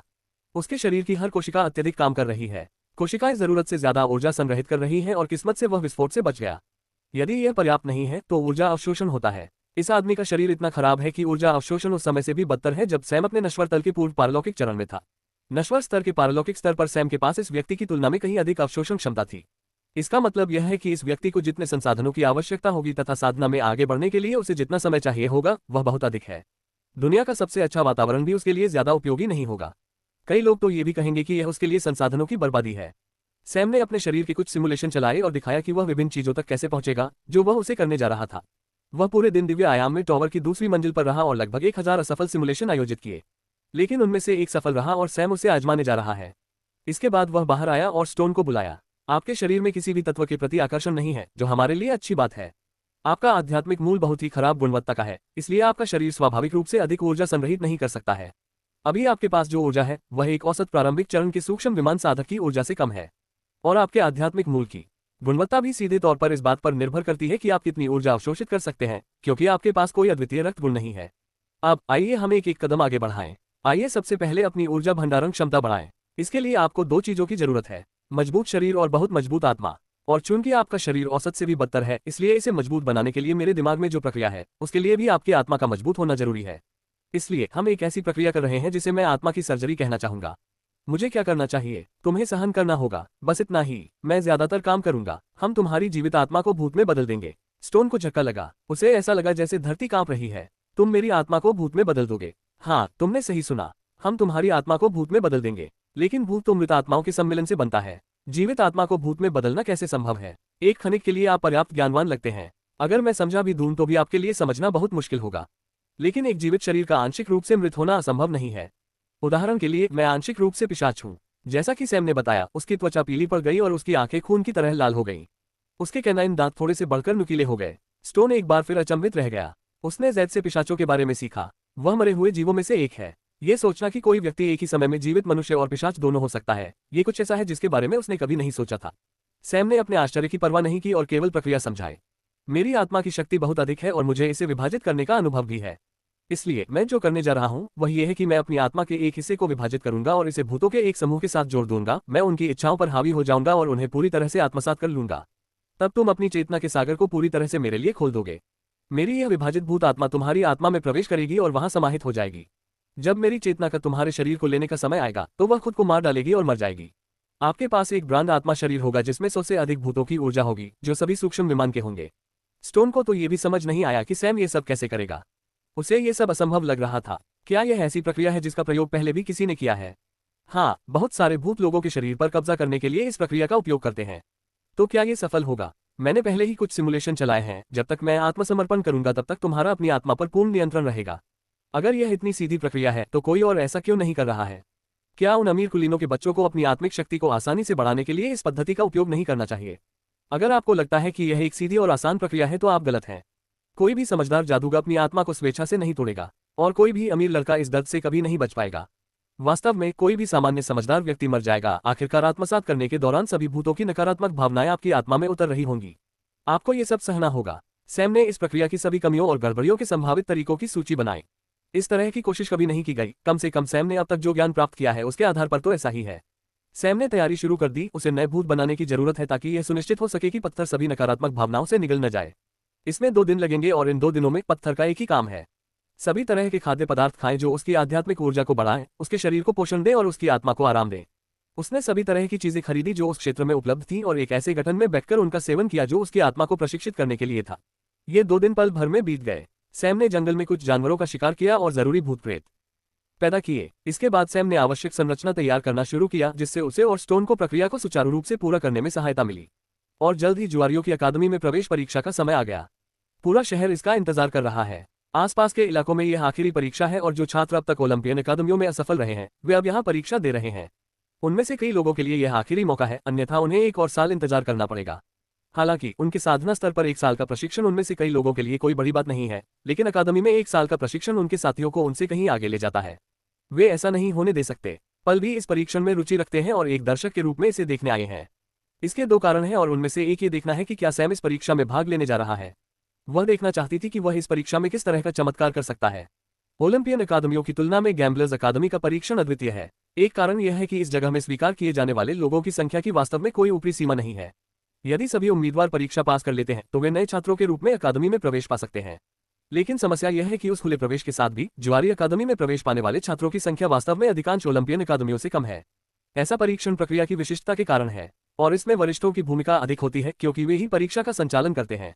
नियम सरल हैं। परीक्षा के लिए उम्मीदवार को वरिष्ठ छात्रों में से चुनना होता है, चाहे वह कोई भी हो, बशर्ते कि वे जुआरियों की अकादमी का हिस्सा हो और कम से कम मध्यम स्तर के दिव्य विमान साधक हो तो उन्हें चुना जा सकता है। वरिष्ठ के पास स्वीकार करने के अलावा कोई विकल्प नहीं है। एक बार जब वे अपने सीनियर को चुन लेते हैं तो उम्मीदवार उन्हें द्वंद्व युद्ध के लिए चुनौती देता है और उन्हें लड़ाई में लगभग 15 मिनट तक टिकना होता है। इससे उन्हें पास मिल जाता है। विशाल युद्ध क्षेत्र में केवल जीवित बचे रहना ही, जो उनकी पसंद पर निर्भर है, प्रवेश की गारंटी के लिए पर्याप्त है। बेशक ये सब कुछ नहीं है, इसमें और भी बहुत कुछ है। यदि अभ्यर्थी वरिष्ठों को कठिन चुनौती देते हैं, कुछ हिट लगाते हैं, कुछ वार करते हैं, उन्हें जाल में फंसाते हैं तथा जितना संभव हो सके उतना आसान समय निकालते हैं, तो उन्हें अधिक अंक मिलेंगे और इसी से उनकी रैंकिंग तय होगी। यदि वे सीनियर को हरा देते हैं तो संभवतः वे शीर्ष 10 में आ जाएंगे और जिस आसानी से उन्होंने ऐसा किया है उसके आधार पर उन्हें उच्च स्थान दिया जाएगा। और निश्चित रूप से कुछ ऐसे अद्वितीय अभ्यर्थी भी हैं जिन्होंने पिछले कुछ वर्षों में अपनी कठिनाई बढ़ाने के लिए कुछ अद्भुत खंड जोड़े और नए अभ्यर्थियों की परीक्षा के लिए कुछ नए कीर्तिमान स्थापित किए। ऐसी अनोखी परिस्थिति में पल वास्तव में ये देखने में रुचि रखती है कि सैम क्या करने वाला है, लेकिन उसे आश्चर्य हुआ कि सैम कहीं दिखाई नहीं दिया। यहाँ तक कि जब अभ्यर्थियों ने चुनौतियां स्वीकार करना शुरू कर दिया था तब भी सैम नहीं पहुंचे और जल्द ही रिपोर्टिंग के लिए निर्धारित समय समाप्त हो गया। सैम आधिकारिक तौर पर परीक्षण से बाहर हो गया है। पल निराश हो गई और वह वहां से जाना चाहती थी। वह रेन और उसके अनुचरों की ओर मुड़ी और अपनी राय बताई। ये समय की बर्बादी है, मैं यहाँ से जाना चाहता हूँ। रेन के चेहरे पर अजीब सा भाव था और उसने कहा। पल निराश हो गई और वह वहां से जाना चाहती थी। और निश्चित रूप से कुछ अद्वितीय उम्मीदवार हैं जिन्होंने अपनी प्रतिष्ठा बढ़ाने के लिए कुछ अद्भुत धाराएं जोड़ी। वह रेन और उसके अनुचरों की ओर मुड़ी और अपनी राय बताई। पिछले कुछ वर्षों में अपनी कठिनाई को बढ़ाया है और नए छात्रों के लिए परीक्षा में कुछ नए कीर्तिमान स्थापित किए हैं। ये समय की बर्बादी है, मैं यहाँ से जाना चाहता हूँ। ऐसी अनोखी परिस्थिति में पल वास्तव में ये देखने में रुचि रखती है कि सैम क्या करने वाला है। रेन के चेहरे पर अजीब सा भाव था और उसने कहा, लेकिन जूनियर बहन, हमने आपके नाम पर एक जिम्मेदारी स्वीकार की है, इसमें अंतिम निर्णय आपको ही लेना होगा, अन्यथा हम बड़ों के साथ परेशानी में पड़ जाएंगे। पल ने अपनी मुठ्ठियां भींच ली और अनिच्छा से बैठ गई। वे जिस जिम्मेदारी की बात कर रहे हैं वह है परीक्षा के लिए उपयुक्त अभ्यर्थियों की खोज करना। हाँ, पल जैसी सिफारिशों और प्रवेश परीक्षा द्वारा विशेष प्रवेश के अलावा ओलंपियन अकादमियां एक अंतिम भर्ती भी करती हैं। और यह जुआरी अकादमी से स्काउटिंग है। ये काम गुप्त तरीके से किया जाता है। वे कुछ होनहार उम्मीदवारों को खोजते हैं जो बेहतरीन लड़ाकू क्षमता दिखाते हैं और फिर उनमें से कुछ को शॉर्टलिस्ट करते हैं। बाद में वे कुछ लाभ लेकर उन्हें अपने वश में करने का प्रयास करेंगे। इससे दो बातें सुनिश्चित होंगी। पहला ये कि हो सकता है कि वे गलती से अपनी परीक्षाओं में इस होनहार उम्मीदवार को छोड़ गए हों। आखिरकार उन परीक्षाओं में रैंक पाने वाले सभी लोग सर्वश्रेष्ठ नहीं होते। सैम जैसे लोग शुरुआती चरणों में एक बेहतरीन उम्मीदवार को सामने लाते हैं और बाहर कर देते हैं। वे उसके आधार पर कुछ सुधार करना चाहते हैं। दूसरा कारण और भी सरल है, वे जुआरियों की अकादमी से अच्छे पौधे छीन लेना चाहते हैं। यह अकादमी गैम्बलर की अकादमी शुरू होने के कुछ साल बाद शुरू हुई। चूंकि यह एक नई अकादमी है इसलिए बहुत से लोग इसमें शामिल नहीं हुए। केवल औसत दर्जे के लोग ही इसमें शामिल हुए, लेकिन वे औसत दर्जे के लोग बहुत शक्तिशाली निकले। अगर गैम्बलर की अकादमी बड़ी संख्या में लोगों को विकसित करने में अच्छा प्रदर्शन नहीं करती और साथ ही उनकी बहुत कम प्रविष्टियां होती तो ये रैंकिंग में ओलंपियन अकादमी से नीचे नहीं होती। और बेशक वे जानते थे कि यदि कोई बहुत अच्छा पौधा गैम्बलर अकादमी के अंतर्गत आता है तो वह निश्चित रूप से बिना किसी परेशानी के ओलंपियन अकादमियों से आगे निकल जाएगा। इसलिए जब पल ने कहा कि यदि सैम गैम्बलर की अकादमी में प्रवेश करता है तो वह उसे पकड़ लेगी, तो जो बुजुर्ग आमतौर पर यह कार्य वरिष्ठों को देते हैं उन्होंने ये कार्य पल और उसके नए अनुचरों को दे दिया। ऐसा करने के बाद उन्हें नए छात्रों के लिए बहुत सारे क्रेडिट मिलेंगे जो मूल रूप से सोने के सिक्कों में परिवर्तित हो जाएंगे और उन्हें अमीर बना देंगे। नए विद्यार्थियों के लिए क्रेडिट की यह राशि उनकी सामर्थ्य से अधिक है।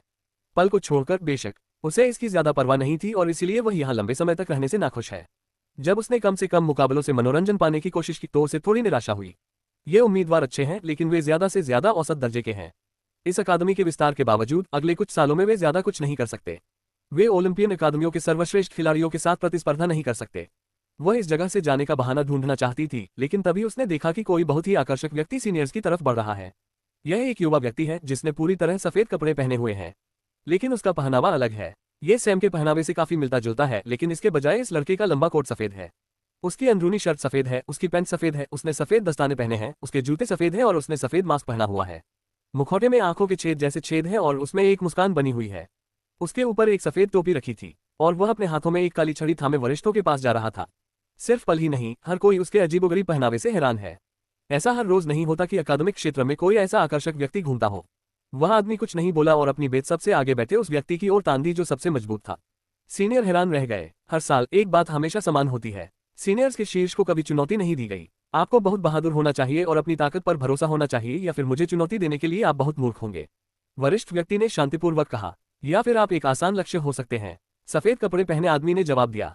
सीनियर ने खुशी से भौहें चढ़ाईं। उसे अपमान महसूस नहीं हो रहा था और उसने इसे कोई गलत बात नहीं समझा।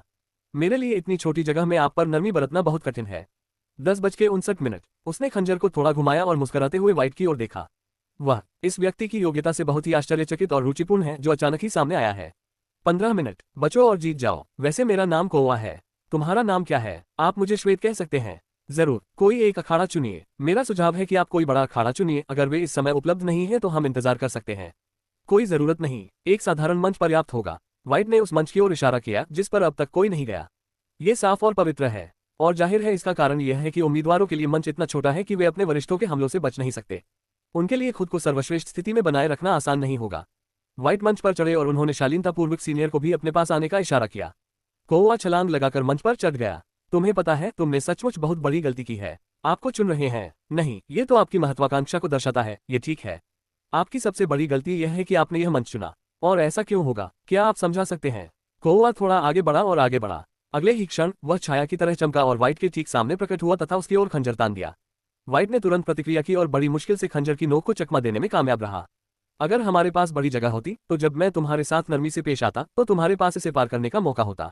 लेकिन अब इतनी छोटी जगह में मेरे लिए तुम्हारे साथ नरमी से पेश आना बहुत मुश्किल है। उसने खंजर को थोड़ा घुमाया और मुस्कुराते हुए व्हाइट की ओर देखा। व्हाइट ने अपनी कफ्स को थोड़ा सा व्यवस्थित किया और फिर अपने कोट पर हल्की सी सिलवट को ठीक किया। आपको अपने बारे में पूरा भरोसा है। आपको आत्मविश्वास होना चाहिए। मुझे अच्छा लगता है जब प्रतिद्वंद्वी भी आत्मविश्वास से भरे होते हैं। क्रो ने कोई जवाब नहीं दिया और एक और चाल चली, लेकिन इस बार व्हाइट ने उसकी गति का स्पष्ट रूप से अनुसरण किया।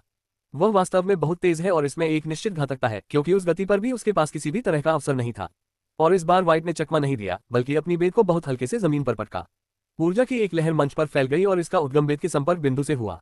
लहर क्रो के ऊपर से गुजरी और अचानक उसे लगा कि जैसे आसपास का वातावरण किसी गाढ़े तरल में बदल गया है। उसकी इच्छा के बिना ही एक पल के लिए उसकी गति कम हो गई।